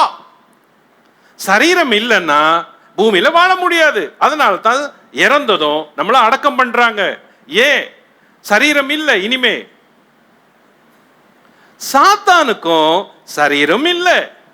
இதனால சாத்தானும் அவனுடைய தூதர்களும் அவங்களுடைய விருப்பத்தை நிறைவேற்றிக் கொள்ள பூமியில சரீரம் தேவைப்படுது. அவங்க பூமியில இருக்கிறாங்க, சிலர் ஆகாயத்தில் இருக்கிறாங்க, வான மண்டலங்கள்ல சிலர் இருக்கிறாங்க, பூமியில இருக்கிறாங்க. சாத்தானுடைய ஆவிகள் பூமியில உலாவுது. எந்த ஆவியும் கட்டப்படல, எந்த ஆவிகளும் இப்ப நரகம் போல ஆவிகள் பூமியில உலாவுது. நேரம் வரும்பொழுது அவைகள் நியாயம் தீர்க்கப்படும். ஆகையினாலதான் இயேசு கிறிஸ்து வந்து ஊழியம் செய்த பொழுது லேகியோன் அப்படின்னு ஒருத்தனை பார்க்கிறார். அந்த ஊர்ல லேகியோனை குறிச்சு வேதம் சொல்லுது, அவன் தன்னை கீறி கொண்டான், சங்கிலிகளால கட்டினாலும் உடைச்சு வருவான், அவன் கல்லறைகள்ல குடியிருந்தான், அவனை அடக்க யாராலும் கூடாது, அப்படியெல்லாம் சொல்லிட்டு வருது. இப்ப வேதம் சொல்லுது, இயேசு வராரு, வந்து உன் பேர் என்ன என்று கேட்கிறாரு. அவன் பதில் சொல்றான், நாங்கள் அநேகராய் இருக்கிறபடியினால் என் பெயர் லேகியோன் என்கிறான். இப்ப யார் பேசுறது? அந்த மனுஷனா அவனுக்குள்ள இருக்கிற பிசாசா? அப்போ அந்த மனுஷன் பேசல, அவனுக்குள்ள இருக்கிற பிசாசு பேசுது. அது தெளிவா சொல்லுது, நாங்கள் அநேகரா இருக்கிறோம். காலம் வரும் முன்னே எங்களை வேதனைப்படுத்த வந்துட்டீங்களா அப்படின்னு சொல்லுது. இப்போ பேசுறது அந்த மனுஷன் இல்ல, அவனுக்குள்ள இருக்கிற பிசாசு. ஓகே, கடைசியா ஒரு ரெக்கார்ட். ஐயா, ஒரே ஒரு ஹெல்ப் பண்ணுங்க. என்ன? எங்களை பன்றிகள் கூட்டத்தில் விட்டுருங்க, நாங்க போயிடுறோம் அப்படின்னு சொல்லுது. இயேசு சொன்னாரு, போங்கள் அப்படின்னாரு. 2000 பன்றிகள் மேய்ஞ்சிட்டு இருக்கு. அவனுக்குள்ள இருந்த ஆவிகள் பன்றிகளுக்குள்ள போகுது. அப்போ அந்த ஆவிகள் ஒரு சரீரத்தை தேடுது, தங்க விருப்பத்தை நிறைவேற்ற.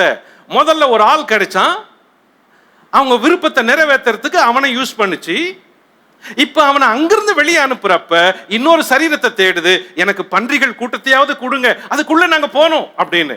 அதுக்குள்ள அவர் அலோ பண்ணாரு, பன்றிகள் கூட்டத்துக்குள்ள உள்ள போகுது.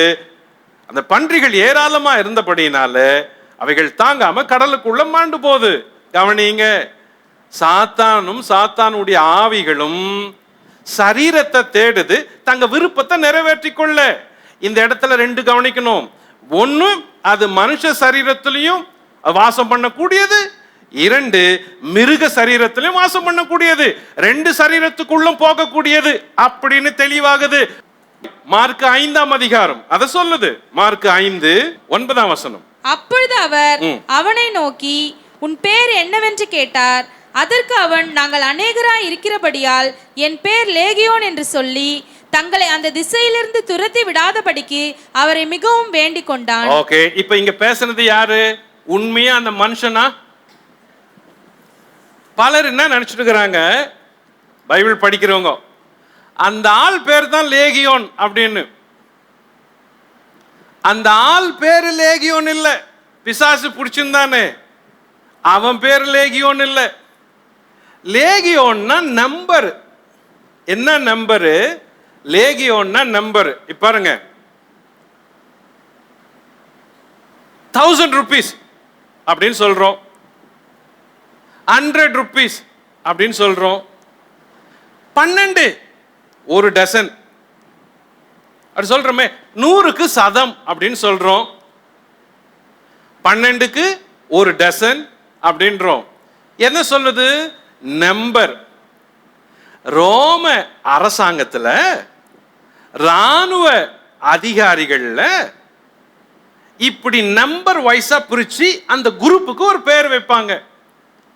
அந்த குரூப்புடைய பேர் என்னன்னா லேகியோன். That means 6000. 6000க்கு பேரு லேகியோன்.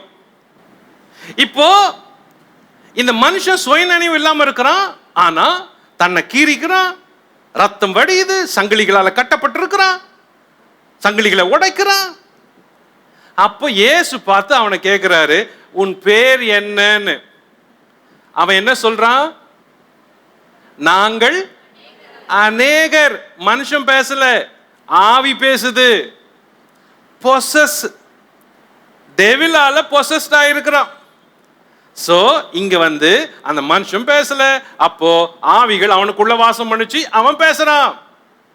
ஓகே, இப்ப இயேசு சொல்றாரு, போங்க போங்க, முதல்ல அவன் தான் எனக்கு வேணும், கெட் அவுட் அப்படின்னு சொல்லி ஆவிகளை வெளியே அனுப்புறாரு.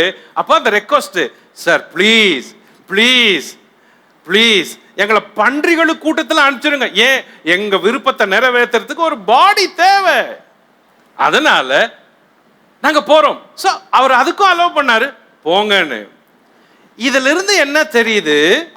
பூமியில பிசாசுகள் தங்கள் விருப்பங்களை நிறைவேற்றிக் கொள்வதற்கு சரீரங்களை பயன்படுத்துது.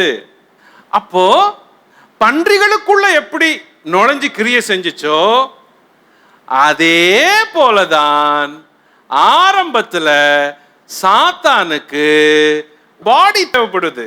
அதனாலதான் இந்த ஆதியாகமம் 3ஆம் அதிகாரத்துல இப்ப சர்ப்பம் பேசுது. அப்போ சாதாரணமா வாசிக்கிறப்ப என்ன படிப்போம், என்ன யோசிப்போம்? அது எப்படி பிரதர் சர்ப்பம் பேசி இருக்கோம், தோட்டத்துக்குள்ள எப்படி சர்ப்பம் பேசி இருக்கோம் அப்படின்னு கேட்போம். இவ்வளவு பின்னணிகள் தெரிஞ்ச பிறகுதான் நம்ம அப்படி கேட்க மாட்டோம். அப்ப பின்னணி தெரியாதே பைபிள் படிக்கிறப்ப, வேதத்தை படிக்கிறப்ப கேள்விகள் சொரக்குமானா பதில் கிடைக்காது. சரி, இங்க என்ன நடந்துச்சு? இங்க சர்ப்பம் போல பல ஜீவராசிகள் இருந்துச்சு. அதுல சர்ப்பத்தை சாத்தான் செலக்ட் பண்ணான். சர்ப்பத்தை குறிச்சு படிக்கிறப்ப கவனிங்க, சர்ப்பம், சர்பண்ட், சாத்தான். சர்ப்பம் என்ற வார்த்தை எபிரேய மொழியில நகாஷ் என்பதாகும். சில நேரங்கள்ல எபிரேய மொழி இருக்குது, வார்த்தையில விளையாடும். அப்படியே ஒரு வேர்ட்ல மாத்தி திருப்பி போட்டா இன்னொரு பொருள் இருக்கும். நகாஷ். நகாஷ் அப்படின்னா ஷைனிங் ஒன் ஆர் பிரைட் அப்படின்னு பொருள். நகாஷ் என்ற வார்த்தை எபிரேய மொழியில வேதத்துல 29 இடங்கள்ல வருது. அதுல பழைய ஏற்பாடுல மட்டும் 26 இடங்கள்ல வருது. ஓகே, இப்போ இந்த சர்ப்பம் ரூபம் கொண்டு பிசாசு உள்ள நுழைஞ்சு பேசுறான். 3 வகையான கருத்துக்களை வேத வல்லுநர்கள் சொல்றாங்க.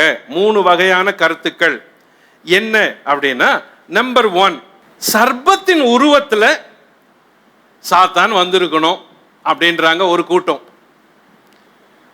இன்னொரு கூட்டம் சர்ப்பத்தை போல அவன் வடிவத்தை யூஸ் பண்ணி இருக்கணும் அப்படின்னு சொல்றாங்க. சாத்தானு சர்ப்ப வடிவத்துல வந்து பேசி இருக்கணும் அப்படின்னு. இன்னொரு கூட்டம் சாத்தான் சர்ப்பத்தை உள்ள நுழைஞ்சு அதை பிடிச்சிருப்பான், பொசஸ் ஆயிருக்கும், சர்ப்பம். சாத்தான் அந்த சர்ப்பத்துக்குள்ள நுழைஞ்சி பேசி இருப்பான்.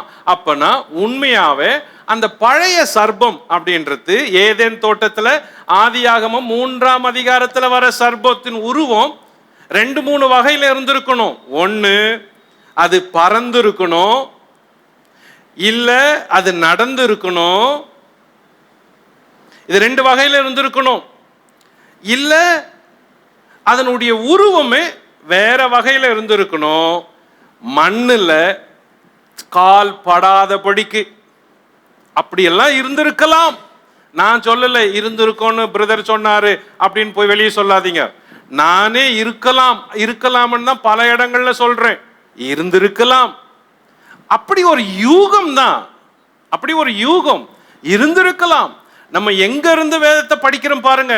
உலகத்தின் துவக்கத்துல ஃபர்ஸ்ட் கப்பிள், ஆதி நம்பர் 1, நம்முடைய மனுஷ குலத்தினுடைய முதல் ஆதி தகப்பன், அவங்க வாழ்க்கையில என்ன நடந்துச்சுன்னு யோசித்து படிக்கிறோம். அப்ப சில காரியங்களை தெளிவா நம்மளால யூகிக்க முடியாது. இப்படி இருக்கலாம், அப்படி இருக்கலாம், இப்படி இருக்கலாம்னு. ஆனா வேத வெளிச்சத்துல சர்ப்பத்தை பிசாசு ஆட்கொண்டிருக்குது. பிடிச்சிருக்கணும். ஓகே, இப்போ இதனால என்ன ஆச்சு கவனிங்க. 2-3 உதாரணத்தை கவனிங்க. இப்போ ஆதியாகமம் 3ஆம் அதிகாரத்துல சர்ப்பம் முக்கியமான இடத்துல இருக்குது. இதுக்கு பிறகு எகிப்துல மோசே பார்வோன் இடத்துல பேசும் பொழுது தன்னுடைய கோலை போடுறாரு. போட்டா சர்ப்பமாகுது. அதே போல எகிப்திய மந்திரவாதிகளும் கோலை போடுறாங்க, சர்ப்பமாகுது. அப்ப இது எல்லாருக்கும் ஆச்சரியமா இருக்குது. ஓ, சர்ப்பம் ரொம்ப வல்லமை உள்ளதோ, முக்கியமானதுன்னு மக்களுடைய இருதயத்தையும் மனதையும் எப்படி ஆக்கிரமிக்குது பாருங்க. கவனிங்க, எகிப்திய மந்திரவாதிகள் தங்கள் கோலை போடும் போது சர்ப்பம் வருது. அப்போ அந்த சர்ப்பங்கள் கூட மந்திரவாதத்தினால வர வைக்க முடியுது அப்படின்னு வேதம் சொல்லுது. யாத்திராகம புத்தகம் 4ஆம் அதிகாரம் 3ஆம் வசனம் ஆச்சா, அதை குறிச்சு சொல்லுது. 2வது உதாரணம் என்னாகும் 21:6 இஸ்ரவேல் மக்கள் பாவம் செஞ்சப்ப மோசே வெண்கல சர்ப்பத்தை உருவாக்கி அதை கோல்ல மாட்டி அதை நோக்கி பாருங்க அப்படின்றாரு. இங்க ஜனத்துக்கு சர்ப்பத்தின் மேல இன்னொரு கவனத்தை கொண்டு வருது. அந்த வெண்கல சர்ப்பத்தை நோக்கி பார்க்கிறவன் எல்லாம் சுகமாகறான். பிரச்சனை என்ன ஆச்சு தெரியுமா? இந்த இடத்துல அப்படி பண்ணதுனால இதுக்கு பின்னாடி இஸ்ரவேல் மக்கள் சர்ப்பத்தை செஞ்சு அதுக்கு பூஜை போட ஆரம்பிச்சான். ராஜாக்கள் அதை செய்யறாங்க, ராஜாக்கள் வழி வழியா செஞ்சாங்க. ஏன்னா அந்த சர்ப்பம் ஆட்கொண்ட விதம் பாருங்க, மக்களுடைய மனதை.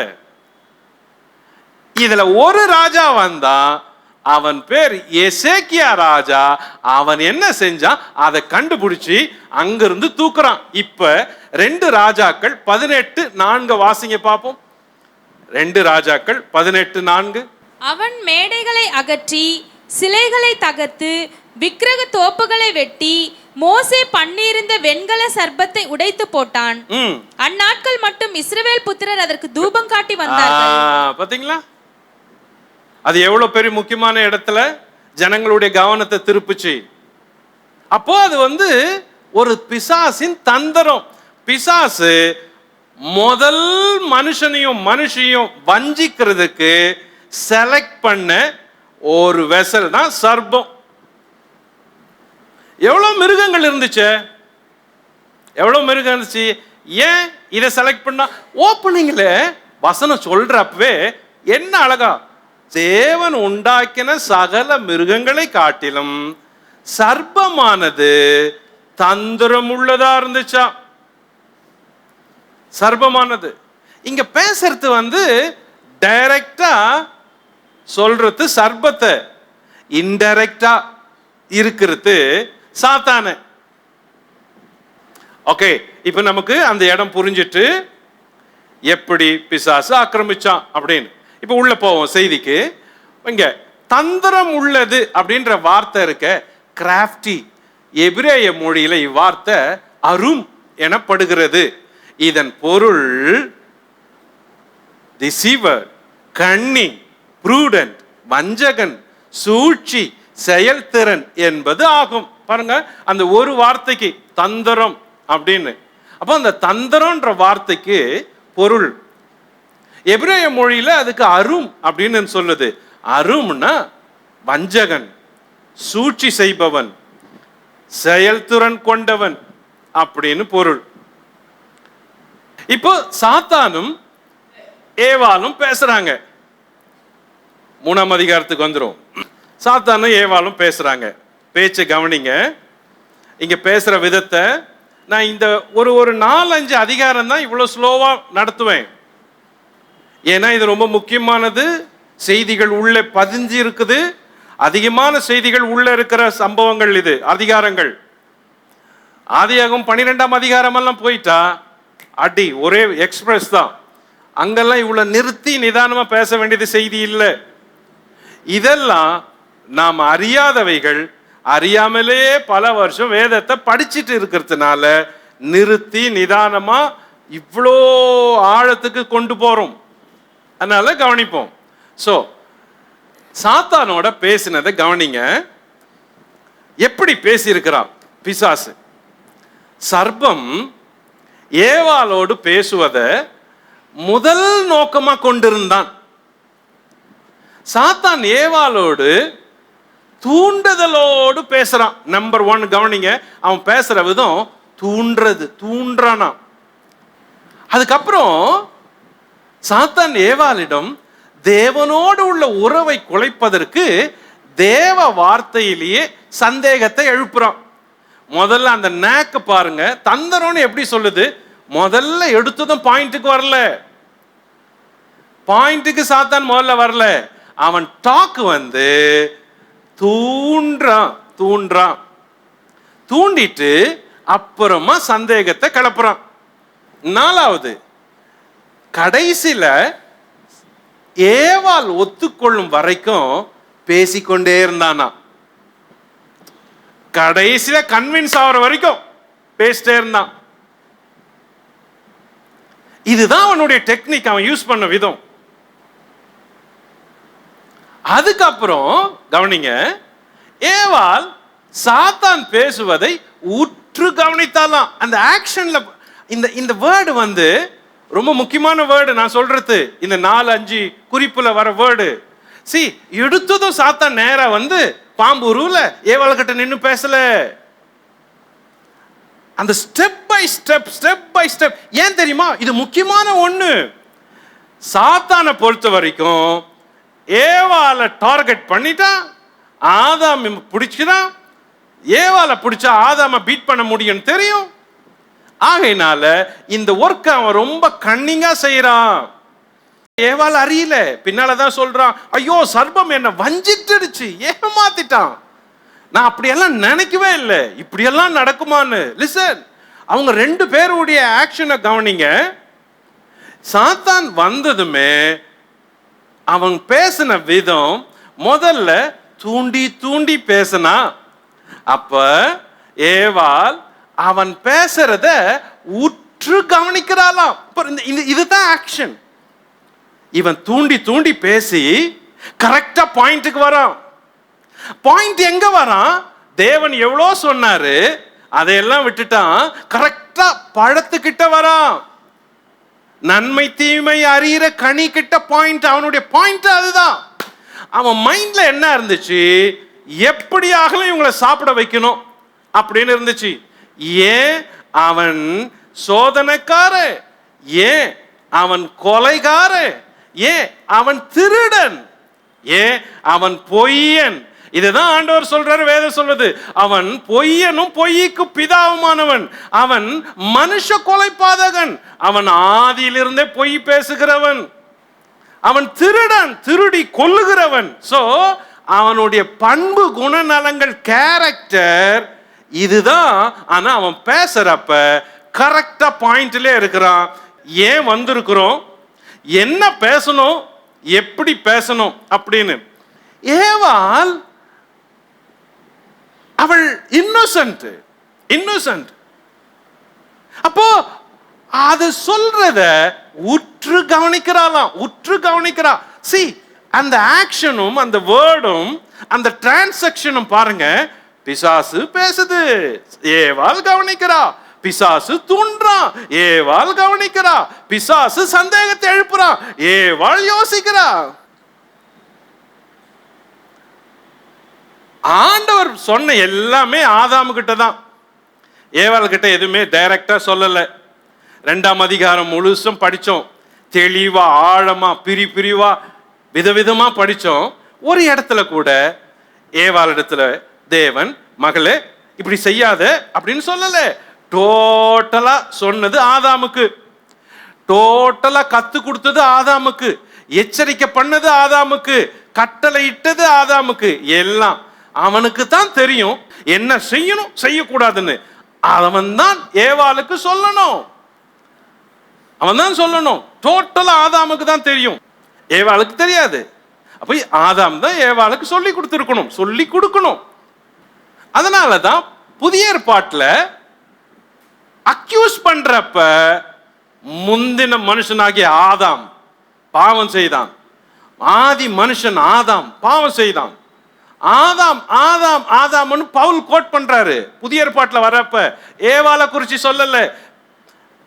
முதல்ல சாத்தான் கிட்ட பேசுனது ஏவாள், கனியை பறிச்சு சாப்பிட்டது ஏவாள், அவளை தான் டார்கெட், அவ தான் விழுந்தா, பிறகுதான் புருஷனுக்கு கொடுத்தா. ஆனால் புதிய ஏற்பாடு சொல்றப்ப ஏவாள் தப்பு பண்ணா, ஏவாள் சாப்பிட்டா, ஏவாள் தான் அப்படின்னு சொல்லல.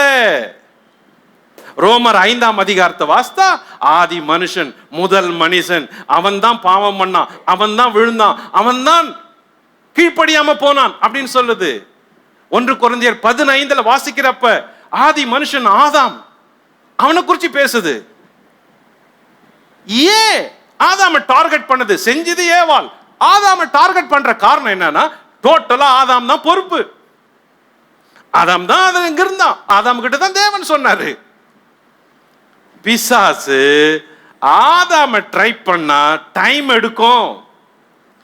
ஆதாம ட்ரை பண்ணா அவளை ஈஸியா மடிக்க முடியாது. அதனால அவனுக்கு டார்கெட் தெரியும், யார கேட்ச் பண்ணா வேலையை முடிக்க முடியும்னு. ஏன்? அவனுடைய அறிமுகமே தந்திரக்காரன். இதைதான் பவுல் எழுதுவாரு, சாத்தானுடைய தந்திரங்கள் நமக்கு தெரியாதல்ல அப்படின்னு. இன்னொரு இடத்துல வெளிப்படுத்துற விசேஷத்துல சாத்தானுடைய ஆழங்கள் அப்படின்னு சொல்லுது. அப்போ அவன் நேச்சரே அதுதான். சரி, இங்க பாருங்க, உற்று கவனிக்கிறா சாத்தான் பேசுறத. சோ 3 வித கேள்விகள். கேள்வி நம்பர் 1, சாத்தான் என்ன செஞ்சான் ஏவாள் இடத்துல? அவன் தேவ வார்த்தையில சந்தேகத்தை உண்டாக்குனான். தேவ வார்த்தையில முதல் வார்த்தை அதுதான். படிச்சு பாருங்க, ஆதியாகமம் 3ஆம் அதிகாரம் 1 வசனம். தேவனாகிய கர்த்தர் உண்டாக்கின சகல காட்டு ஜீவன்களை பார்க்கிலும் சர்ப்பமானது தந்திரமுள்ளதா இருந்தது. அது ஸ்திரீயை நோக்கி, நீங்கள் தோட்டத்தில் உள்ள சகல விருட்சங்களின் கனியையும் புசிக்க வேண்டாம் என்று தேவன் சொன்னது உண்டோ என்று. வெயிட், பாயிண்ட் அதுதான். சொன்னது உண்டோ? டவுட். எதுல டவுட்? தேவனுடைய வார்த்தையில தெளிவா சொன்னாரு, ஆனா சொன்னது உண்டோ? முக்கியமான பாயிண்ட் எது? அவனுடைய லக்கு கனி. எப்படியாவது இவங்களை சாப்பிட வைக்கணும். அப்போ பேச்சு பேச்சு பேச்சு வந்து பாயிண்ட்டுக்கு வரான். அப்படியா தேவன் சொன்னாரு? டவுட்டு. அப்ப டவுட் எப்படி வந்துச்சு? முதல்ல சாத்தான் விளக்கப்பட்ட கனியை குறிச்சு பேசினான். அதான் அவன் டார்கெட். பாருங்க, 1ஆம் வசனம் 3:1 விளக்கப்பட்ட விருட்சத்தை குறிச்சு பேசுறான். 2, தேவனுடைய வார்த்தைய கேள்வி கேட்கிறான். 3வது, அப்படி சொன்னது உண்டோ அப்படின்னு சந்தேகத்தை தூண்டுறான். நம்பர் 2, சாத்தான் ஏவாள் இடத்துல பேசியது தேவ உண்மையை மறுத்தல். த டினையல், முதல்ல த டவுட், ரெண்டு த டினையல், மறுக்கிறான். என்ன மறுக்கிறது? இப்போ 4ஆம் வசனம் பாருங்க, 3ஆம் அதிகாரம் 4ஆம் வசனம். அப்பொழுது சர்ப்பம் ஸ்திரீயை நோக்கி, நீங்கள் சாகவே சாவதில்லை. அதுதான் டினையல். தேவன் என்ன சொன்னாரு? நீ சாகவே சாவாய். 2:17 அப்படி சொல்றாரு, சாகவே சாவாய். டைரக்ட் ஆப்போசிட் டினையல், டைரக்டா மறுக்கிறது, நீ சாகவே சாவதில்லை. அப்போ தேவனுடைய உண்மைய மனுஷனுக்கு மாத்தி சொல்றான். இதான் சாத்தானுடைய தொழில், அவனுடைய செயல். தேவன் சொன்ன உண்மை இதான் உண்மை, ஆனா அப்படியே மாத்தி சொல்றான் பாருங்க. நீ சாகவே சாவதில்லை. இதான் பொய்க்கு பிதா. அவன் ஆதி முதல் இது இங்கதான் நடக்குது, பொய். ஓகே. 3வது, பொய்யின் மேல நம்பிக்கை வைக்கும்படி மக்களை தூண்டுறான். இன்னைக்கும் அதை செய்யறான். ஜனங்க அதை புரிஞ்சுக்கல, இன்னைக்கும் செஞ்சுட்டு தான் இருக்கிறான். அது அன்னைக்கு தொடங்கினா இன்னைக்கும் செஞ்சுக்கிட்டே இருக்கிறான். பொய்யின் மேல நம்பிக்கை வைக்கும்படி. அவன் பொய்யன், பொய்க்கு பிதா. அவனிடத்துல சத்தியம் இல்லை. யோவான் 8:44. சத்தியமே கிடையாது. அவன் லாங்குவேஜே பொய், அவன் பேசுறது பொய். அதை நம்பினாங்கன்னா அவங்க ஏமாந்துடுறாங்க. சோ தேவனுடைய உண்மைகளை மறுக்கிறது தான் அவனுக்கு வேலையே. ஜனங்களை மறுக்க வைக்கும்படி கிரியை செஞ்சுக்கிட்டே இருக்கிறான். நம்பர் 3, தேவன் மீது தவறான விசுவாசம் வைக்கும்படி செய்கிறான். டிஸ்பிலீவ். தவறான விசுவாசம் என்ன? 3ஆம் அதிகாரம் ஆதி 3:5 படிங்க. நீங்கள் இதை புசிக்கும் நாளிலே உங்கள் கண்கள் திறக்கப்படும் என்றும் நீங்கள் நன்மை தீமை அறிந்து தேவர்களைப் போல் இருப்பீர்கள் என்றும் தேவன் அறிவார். பாருங்க, நீங்க இதை புசிக்கும் நாளில உங்கள் கண்கள் திறக்கப்படும். உண்மையை சொல்லிட்டான். நீங்கள் நன்மை தீமை அறிந்து தேவர்களைப் போல இருப்பீர்கள். பொய் சொல்லிட்டான். அப்போ பொய் சொல்லி கேட்ச் பண்றது அவனுக்கு தான் கை வந்த கலை. தேவன் ஒரு நாளும் சொல்லல நீ தேவர்களை போல இருப்பீங்கன்னு. ஒரு நாளும் ஆண்டவர் சொல்லல. இத சொல்றது யாரு? சாத்தான். யோசித்து பாருங்க. ஒரு ஆள் கிட்ட போய் பாரு, நீ சாப்பிட்டேனா தேவர்களை போல மாறிடுவ, உன் கண்ணு திறந்துரும். இப்ப இருக்கிற பாரு, நீ நிர்வாணியா இருக்கிற, உனக்கே தெரியல, ஆனா எனக்கு தெரியுது நீ நிர்வாணி, ஆனா உனக்கு தெரியல. ஆனா இந்த பழத்தை சாப்பிட்டா உனக்கு நன்மை தீமை நாலேஜ் வந்துடும். அந்த நாலேஜ் வந்துட்டா காட் இல்ல, காடு உன்னை கிரியேட் பண்ணாரு, அவரை மாதிரியே நீ மாறிடுவ. அதனாலதான் உன்னை இந்த பழத்தை சாப்பிடக்கூடாதுன்னு சொல்லி இருக்கிறாரு. உனக்கு தெரியுமா? ஒரு மனுஷனை தூண்டி தூண்டி தூண்டி பொய்யில நடத்தி நடத்தி நடத்தி தேவ வார்த்தைக்கு விரோதமா செய்தி சொல்லி சொல்லி சொல்லி அவர் மேல இருக்கிற விசுவாசத்தை நகர்த்துறது தான், தகர்த்திருக்கிறது தான் அவனுடைய வேலை. உலகத்துல ஒரே ஒரு எதிரி தான், வேற யாரும் நமக்கு எதிரி இருக்கக்கூடாது. உலகத்துல தேவனுக்கு இருக்கிற ஒரே எதிரி பிசாசு, சாத்தான். அதே போல நமக்கு விசுவாசிகளுக்கு இருக்கிற ஒரே எதிரி சாத்தான். உங்களுக்கு வேற யாரும் உலகத்துல எதிரிகளே இருக்கக்கூடாது. உங்களுக்கு இருக்கிற ஒரே எதிரி சாத்தான் தான். ஏன்னா அவன் தான் இவ்வளவு வேலையும் மக்கள் மத்தியில செஞ்சிட்டு இருக்கிறான். நம்ம வாழ்க்கையில கூட அவன் இப்படிதான் செய்யறான், செஞ்சான். அவன் பெரிய எதிரி. அதனாலதான் வேதம் பின்னால அவனை குறிச்சு சொல்றப்ப, உன் எதிராளியான பிசாசு எவனை விழுங்கலாமோ என்று கர்ஜிக்கிற சிங்கம் போல அலைந்து திரிகிறான். வேர்டை எப்படி யூஸ் பண்ணது பாருங்க, மீனிங்ஃபுல் வேர்டு. அதனால தான் பின்னால இருந்து படிச்சுட்டு வந்தோம், முன்னாடி அவன் யாருன்னு தெரிஞ்சுக்க. Okay, so doubt, denial, disbelieve. இது மூணும் தான் அவனுடைய பேக்கேஜ். ஒரு மனுஷனுக்கு இத மூணும் அவன் வச்சிருக்கிற கீ. இதை வச்சான்னா போதும், அவன் சோலை வின் பண்ணிடுறான். இதை போட்டான்னா ஆல் அவுட். லிசன், ஏவாள் பாவம், ஆதாம் பாவம். நம்ம சொல்லுவோம் இல்ல, ஆதாம் பாவம் செஞ்சான், ஏவாள் பாவம் செஞ்சான். ரைட், பாவம் செஞ்சாங்க, ஆனா ஏமாத்தப்பட்டாங்க.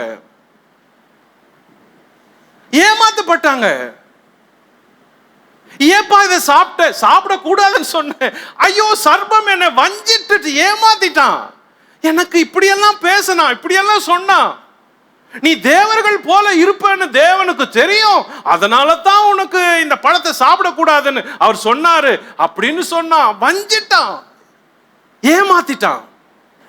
பேசி பேசி பேசி பேசி கவனிக்கும்படி செஞ்சு செஞ்சு செஞ்சு ஆல் அவுட் பண்ணான். இன்னைக்கும் அதுதான் நடக்குது.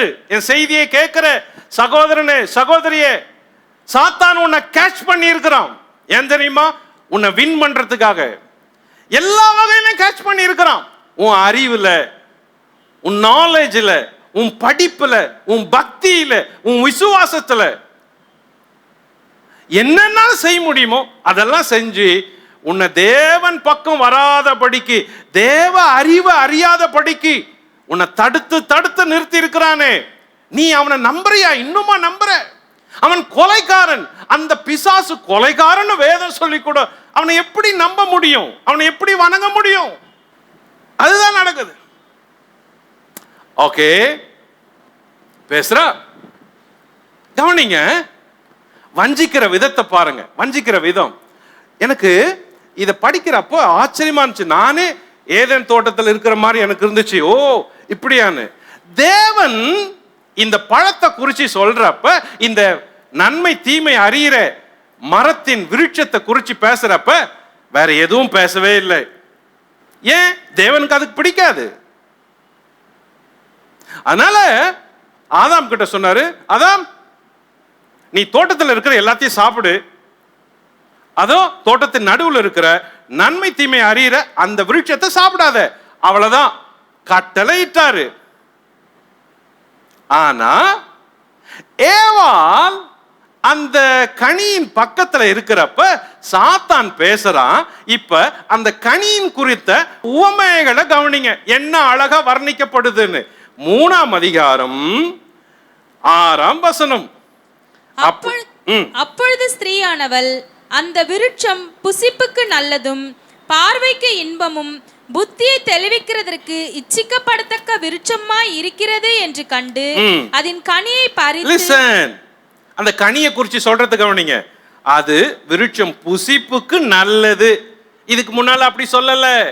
சாத்தான் பக்கத்துல இருக்கிறப்ப கனி பார்க்கிறதுக்கு நல்லா இருக்குது. இப்ப பாருங்க, பார்வைக்கு இன்பம். இதுக்கு முன்னாடி அப்படி சொல்லல, அதே கனி தான். ஆனா சாத்தான் பக்கத்துல இருக்கிறப்ப அது இன்பமா தோணுது. 3, புத்தியை தெளிவிக்கிறதுக்கு, புத்தியை தெளிவிக்குது, அதை பார்த்தாலே இச்சிக்க தோணுது. இதுக்கு முன்னாலே அப்படி சொல்லல பழத்தை குறிச்சி. சாத்தான் பக்கத்துல இருக்கிறப்ப ஒரு மனுஷனை ஈர்க்கிறதுக்காக அவன் அந்த பாவத்தை கீழ்ப்படியாம எவ்வளவு அழகா ஈர்க்கக்கூடிய அளவுக்கு வச்சிருக்கிறான் பாருங்க. இதுதான் பாவத்தின் கனி. ஏதேன் தோட்டத்துல பாவம் செய்யறதுக்கு முன்னாடி இருந்த விதமோ, அதே பாவத்தின் கனி சாத்தான் பக்கத்துல இருந்து பேசுறப்ப அது பார்வைக்கு தெரிகிற விதமும் வித்தியாசத்தை பாருங்க. அப்போ ஒரு மனுஷன் சாத்தானோட இருக்கிறப்ப அந்த பாவத்தின் அறிவு இன்பமா இருக்குது. ஒரு மனுஷன் சாத்தானோட இருக்கிறப்ப, பக்கத்துல இருக்கிறப்ப, ஒரு மனுஷனுக்கு பக்கத்துல சாத்தான் இருக்கிறப்ப பாவத்தின் கனி புசிப்புக்கு நல்லா இருக்கும், பார்க்கறதுக்கு இன்பமா இருக்கும், அறிவு தெளிவிக்கும், இச்சிக்கப்பட வைக்கும். இதே கனி தேவன் பக்கம் இருக்கிறப்ப இந்த விதமா பட்டியலிடப்படலையே. அப்போ சாத்தான் மக்களை ஈர்ப்பதற்கு என்ன அழகா பாவத்தை வசீகரமாக்கி வச்சிருக்கிறான் பாருங்க. என்ன அழகா கனிய வர்ணிக்கும்படியா இப்ப கண்ணுக்கு தெரியுது. அப்ப அவன் தந்திரங்களை புரிஞ்சுக்கணும். அதான் இன்னைக்கு செய்தி. ஏவாள் வீழ்த்தப்பட்டது போலதான் இன்னைக்கு இருக்கிற ஒவ்வொரு மனுஷனும் பிசாசால் வீழ்த்தப்படுகிறான். அப்ப அந்த தந்திரத்தை புரிஞ்சிட்டா நம்ம விழிப்பா இருக்க முடியும். அதுதான் நாம படிக்க வேண்டிய பாடம், கத்துக்க வேண்டிய பாடம். சோ இப்ப இங்க என்ன நடக்குது? இந்த 3 காரியங்களும் பிசாசு சொல்லப்படுது. இப்ப பாருங்க, ஏவாள் என்ன பண்ணா? ஏவாள் தேவன் கூறியதை அறிஞ்சிருந்தா. என்ன சொன்னாரு தேவன்? நீங்க புசிக்காத அப்படின்னு சொன்னாரு. சோ ஏவாளுக்கு அது தெரியும். நம்பர் 2, புசித்தால் சாவோம் என்றும் ஏவாள் அறிந்திருந்தாள். அப்போ மேல முதல்ல டச் நாட்டு, தொடாத டேஸ்ட் நாட்டு. 3வது அதை தொடவும் வேண்டாம் என்று உணர்ந்திருந்தாள். ஹேண்டில் நாட், தொடாத. சாத்தான் சொன்ன 3 சொல்லுங்க. சாத்தான் எந்த வகையில நம்மள சோதிக்கிறான்? Doubt, denial, டிஸ்பிலீவ். அதாவது சந்தேகம், தேவ சத்தியத்தை மறுக்கிறது, அப்புறம் தேவன் சொன்னதை விசுவாசிக்காம போக செய்யறது. இதான் அவன் சொல்றது. இப்போ ஏவாள் என்ன நினைச்சிருந்தா? நம்ம அதை தொடக்கூடாது, டச் நாட். நம்ம அதை புசிக்க கூடாது, டேஸ்ட் நாட். நம்ம அதை தொடக்கூட கூடாது, ஹேண்டில் பண்ணக்கூடாது. அப்படின்னு தான் நினைச்சிருந்தா. அப்படிதான் நினைச்சிருந்தா.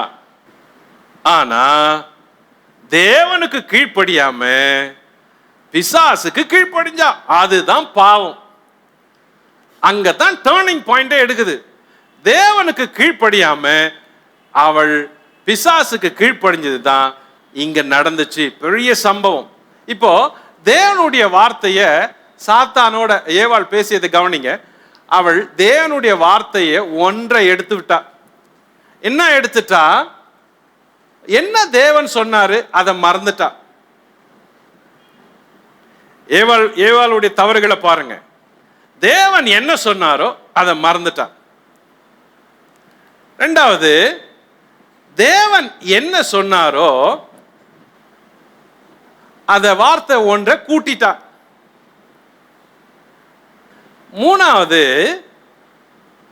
தேவன் என்ன சொன்னாரோ அவர் வார்த்தையில ஒன்றை மாத்திட்டா. இது 3ம் ஏவாள் செஞ்ச தப்பு. இப்ப ஏவாள் என்ன தப்பு பண்ணா அப்படின்னா, ஏவாள் இங்க தான் தப்பு பண்ணா. 1, தேவனுடைய வார்த்தையை மறந்தா. என்ன மறந்தா? 2ஆம் வசனம் 3:2, ஸ்திரீ சர்ப்பத்தை பார்த்து, நாங்கள் தோட்டத்தில் உள்ள விருட்சங்கள் கனிகளை புசிக்கலாம், ஆனாலும் தோட்டத்தின் நடுவில் இருக்கிற விருட்சத்தின் கனியை குறித்து அதை புசிக்க கூடாதுன்னு சொல்றப்ப மறந்துட்டா. தேவன் சொன்னாரே, மறந்துட்டு பேசுறா. நம்பர் 2, தேவனுடைய வார்த்தையை ஒன்ன கூட்டி பேசுறா. என்ன கூட்டி பேசுறா? 3ஆம் அதிகாரம் 3ஆம் வசனம், ஆனாலும் தோட்டத்தின் நடுவில் இருக்கிற விருட்சத்தின் கனியை குறித்து தேவன், நீங்கள் சாகாதபடிக்கு அதை புசிக்கவும் அதை தொடவும் வேண்டாம், தொடக்கூட வேண்டாம். எக்ஸ்ட்ரா கூட்டி சொல்றா.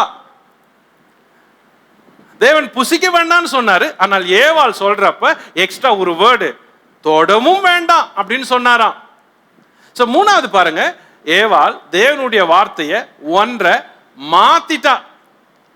என்ன மாத்திட்டா அப்படின்னா, நீங்கள் சாகாதபடிக்கு 3ஆம் அதிகாரம் 3ஆம் வசனம் அவ சொல்றா, நீங்கள் சாகாதபடிக்கு அதை புசிக்க. சாகாதபடி அப்படின்னு சொல்லல, சாகவே சாவாய் அப்படிதான் சொன்னாரு.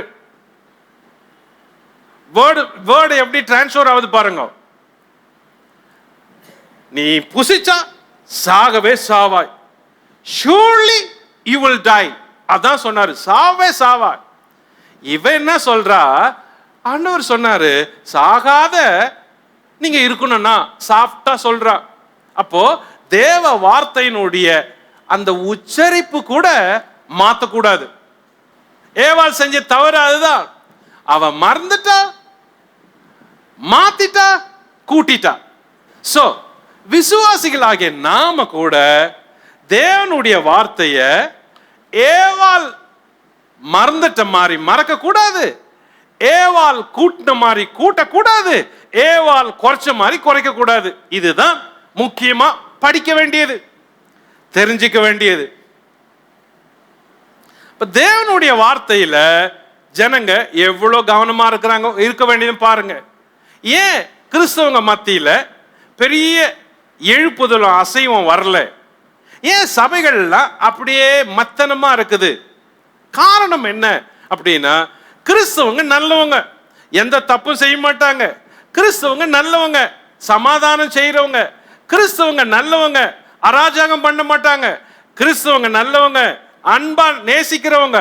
கிறிஸ்தவங்க நல்லவங்க, நற்செயலை செய்யறவங்க, நற்பணி செய்யறவங்க, மக்களுக்கு உதவி செய்யறவங்க. கிறிஸ்தவங்க நல்லவங்க, அவங்க ஒழுக்கமானவங்க, அவங்க அமைதியானவங்க. ஆனா எவ்வளவு சொன்னாலும் கிறிஸ்தவங்க கிட்ட இருக்கிற குறை, கிறிஸ்தவங்க தேவனுடைய வார்த்தையை படிக்காதவங்க. சரியா, அதுதான் மெயின் ப்ராப்ளம் சபைக்குள்ள. கிறிஸ்தவங்க மத்தியில கடவுளுடைய வார்த்தைய படிக்கிறதே இல்லை. அதனாலதான் எல்லாரும் ஒரே அறிவுல வளரல. அதனாலதான் பிசாசு ஈஸியா எல்லாரும் கேட்ச் பண்றோம். தேவனை அறிகிற அறிவா, நன்மை தீமை அறிகிற அறிவா, இதுதான் போட்டி. கிறிஸ்தவங்களுக்கு தேவனை அறிகிற அறிவு குறைவு. அதனால பிசாசு அவங்க வாழ்க்கையை ஆக்கிரமிக்கிறான், குடும்பத்தை ஆக்கிரமிக்கிறான், சபையை ஆக்கிரமிக்கிறான், ஊழியங்களை ஆக்கிரமிக்கிறான். அதனால கிறிஸ்தவங்களுக்கும் மற்றவங்களுக்கும் வித்தியாசமே இல்லை. அவங்க என்ன கஷ்டப்படுறாங்களோ அதே தான் கிறிஸ்தவங்க கஷ்டப்படுறாங்க. உலகத்தான் என்ன பாடுகளை சந்திக்கிறானோ அதே மாதிரிதான் விசுவாசிகளும் பாடுகளை சந்திக்கிறான். ஏன் ஒரே மாதிரி வாழ்க்கை? தேவன் அப்படி வைக்கலையே, தேவன் அப்படி வைக்கல. அப்போ தேவனை குறித்த அறிவு சபையில, மக்கள் மத்தியில, விசுவாசிகள் வாழ்க்கையில குறைவு குறைவு.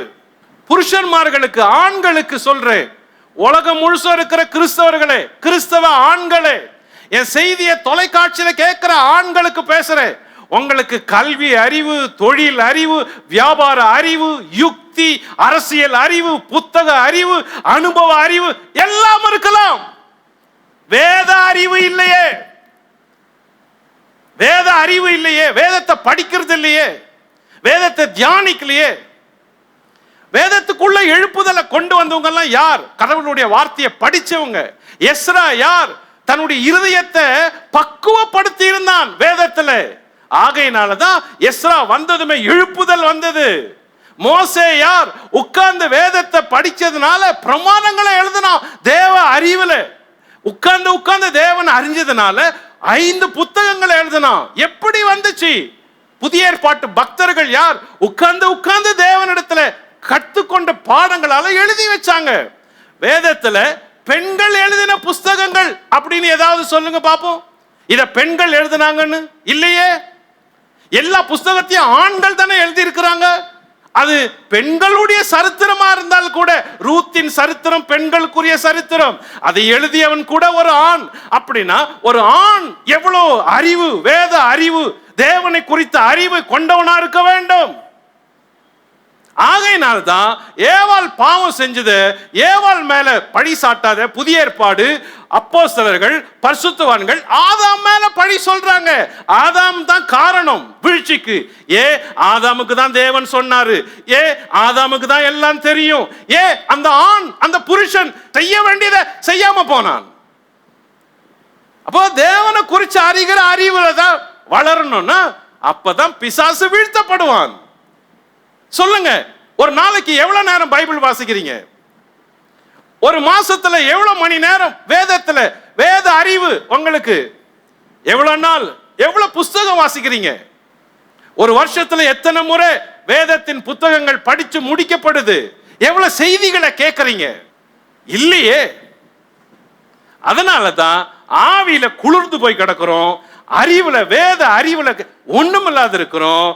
எழுப்புதலும் ஒன்னும் கையில, உள்ளங்கை மேகம் கூட எழுப்புதலுக்கு ஒன்னும் வாய்ப்பே இல்லை. காரணம் நம்ம தான். அப்போ தேவனுடைய வார்த்தையை படிக்க வேண்டிய விதம் எவ்வளவு முக்கியம் பாத்தீங்களா? தெரிஞ்சுக்க வேண்டியது எவ்வளவு முக்கியம் பாத்தீங்களா? இங்கதான் பிசாசு கை வச்சான். சுருக்கமா 4 குறிப்புகளை சொல்றேன். நாம எப்படி வேதத்தை படிக்கணும்? We must know God's word. நமக்கு தேவனுடைய வார்த்தை தெரியணும். எல்லாருக்கும் அதுதான். தேவனுடைய வார்த்தையை அறிய வேண்டும். We must know God's word. Cover to cover. Cover to cover. எல்லாருக்கும் ஒரே விதமா தேவனுடைய வார்த்தையை அறியணும். Number 2, we must memorize God's word. தேவனுடைய வார்த்தையை மனப்பாடம் செய்யணும், மைண்ட்ல இருக்கணும். கவனிங்க, முக்கியமான காரியத்தை சொல்றேன். முதல் மனிதன் ஆதாம், ஏவாள் எதில் அவங்களுக்கு சோதிக்கப்பட்டார்கள் தெரியுமா?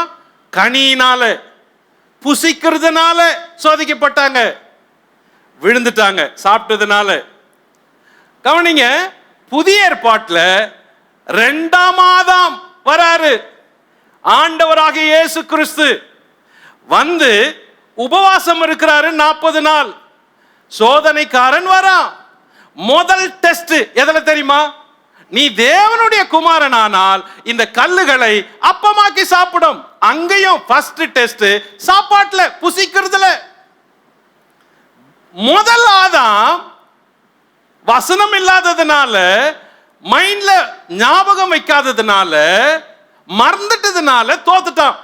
2ஆம் ஆதாம் ஆண்டவர் இயேசு கிறிஸ்து சோதனைக்காரன் வந்து சாப்பிடு, கல்லுகளை அப்பமாக்கி சாப்பிடு அப்படின்னு சொன்னதும் அவர் சொன்னாரு, மனசுக்குள்ள வசனம் இருந்துச்சு.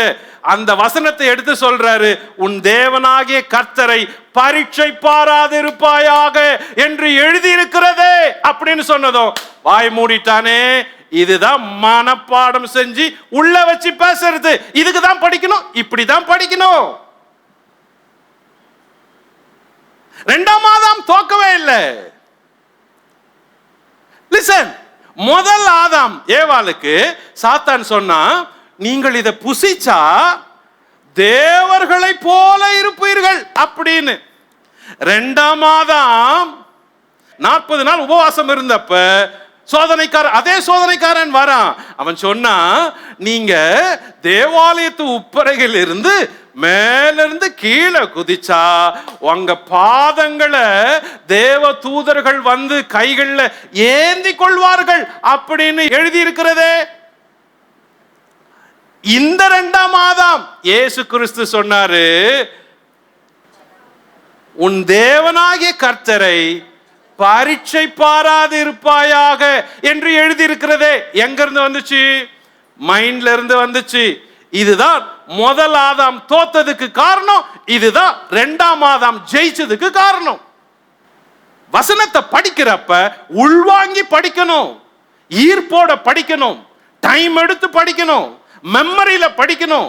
வயசாயிருச்சு ஞாபக சக்தி இல்லைன்னு சொல்லக்கூடாது, படிக்கணும், படிச்சு தான் ஆகணும். ஓகே, நம்பர் 3, எப்படி படிக்கணும்? We must confess on God's word. தேவனுடைய வார்த்தையை அறிக்கை செய்யணும். அறிக்கை செய்யணுமா? படிச்சத அறிக்கை செய்யணும். அறிக்கை செஞ்சா என்ன ஆகும்? மாத்தி சொல்ல முடியாது. ஏவாள் அறிக்கை செய்யல, அதனால மாத்தி சொன்னான். ஏவாள் அறிக்கை செய்யல, அதனால மறந்துட்டா. ஏவாள் அறிக்கை செய்யல, அதனால கூட்டி சொன்னான். சோ தேவனுடைய பிள்ளைங்க வசனத்தை அறிஞ்சு அறிக்கை செய்யறப்ப அது அப்படியே அவங்க வாழ்க்கையில பலிக்குது. அதனால படிக்கிறப்ப படிச்சுட்டு, மெமரியில வைக்கிறப்ப மெமரியில வச்சுட்டு, நாவுல அதை அறிக்கை செய்யணும். இல்லாட்டி படிச்சது வேஸ்ட்.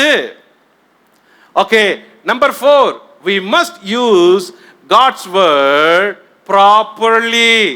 தேவனுடைய வார்த்தையை சரியா பயன்படுத்தணும். அறிக்கை செய்யறது, அதுக்கு அடுத்தது ப்ராப்பர்லி யூஸ் பண்ணணும். இன்னைக்கு ஊழியக்காரங்க ப்ராப்பரா பைபிளை யூஸ் பண்ணல, வசனத்தை யூஸ் பண்ணல. ஒரு காலத்துல வசனத்துல நிறைஞ்சிருந்த பிரசங்கிங்க இருந்தாங்க, எழுப்புதல் இருந்துச்சு சபையில, கிறிஸ்தவ மக்கள் எழுப்புதல் அடைஞ்சாங்க. இன்னைக்கு அப்படி வசனங்களால நிரம்பி இருக்கிற பிரீச்சர்கள், பிரசங்கிமார்கள் இல்ல. ப்ராப்பரா யூஸ் பண்ண தெரியல. பிரசங்கிமார்கள் தப்பா பிரசங்கம் பண்றாங்க, தப்பா பேசுறாங்க, தப்பா மீன் பண்றாங்க, தப்பா பொருள் படுத்துறாங்க. எல்லாமே அவங்க என்ன நினைக்கிறாங்களோ அத அப்படியே ஆவிக்குரிய விதமா மாத்தி சொல்றாங்க. ப்ராப்பரா யூஸ் பண்றவங்க குறைஞ்சி இருக்கிறாங்க. ஒழுங்கா படிச்சா ஒழுங்கா மெமரி பண்ணுவோம், ஒழுங்கா மெமரி பண்ணா ஒழுங்கா கன்ஃபஸ் பண்ணுவோம், ஒழுங்கா கன்ஃபஸ் பண்ணா ஒழுங்கா யூஸ் பண்ணுவோம். அப்போ வேதத்தை படிக்கிறப்ப சாத்தானை ஜெயிக்கிறோம் அப்படின்ற நம்பிக்கை நமக்கு வந்துடுது. எவ்வளவு கவனமா இருக்க வேண்டியது இருக்குது பாருங்க, படிக்க வேண்டியது எவ்வளவு இருக்குது.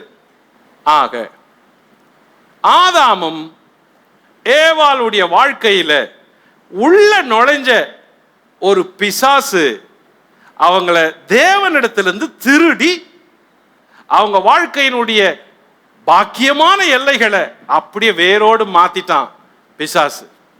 இந்த இடத்துல இருந்து தான் முதல் மனுஷனுடைய வீழ்ச்சி தொடங்குது. அதுக்கு பிறகு என்ன நடந்துச்சு அப்படின்றத பார்ப்போம். இப்ப இந்த இடத்துல நிறுத்துறேன். அதுக்கு பிறகு அடுத்த வாரத்துல தேவன் உள்ள வராரு, என்ன நடக்குது அப்படின்றத விரிவா பார்க்க போறோம். அடுத்த வாரத்துல எல்லாரும் ஒரு நிமிஷம் எழுந்திருப்போமே, கையில பைபிளை வச்சு எழுந்திருப்போம், ஆண்டவரிடத்துல கிருபை கேட்போம். 2 நிமிஷம். Let's pray. எல்லாரும் எழுந்திருங்க, கையில பைபிளை வச்சுக்கங்க. ஆண்டவரே, இந்த வசனத்தின்படி வாழவும், இந்த வசனத்தை பயன்படுத்தவும் எனக்கு கிருபையும் ஞானம் தாங்கன்னு எல்லாரும் கேட்போம். எல்லாரும் ஒரு நிமிஷம் கர்த்தரை நோக்கி பார்த்து, ஆண்டவரே எனக்கு கிருபை தாங்க ஆண்டவரேன்னு கேட்போம். ஆண்டவரே எனக்கு பலன் தாரும், ஆண்டவரே எனக்கு உதவி செய்யும், ஆண்டவரே என்னை எழும்பி நிற்க வைங்க, நான் ஓட உதவி செய்யும், எனக்கு உம்முடைய பரலோகத்தின் பலன் வேண்டும் அப்படின்னு எல்லாரும் வாய் திறந்து கர்த்தாவே எனக்கு கிருபை தாரணும். ஒரே ஒரு நிமிஷம் ஜெபம், ஒரு வார்த்தை சொல்லுங்க பாப்போம்.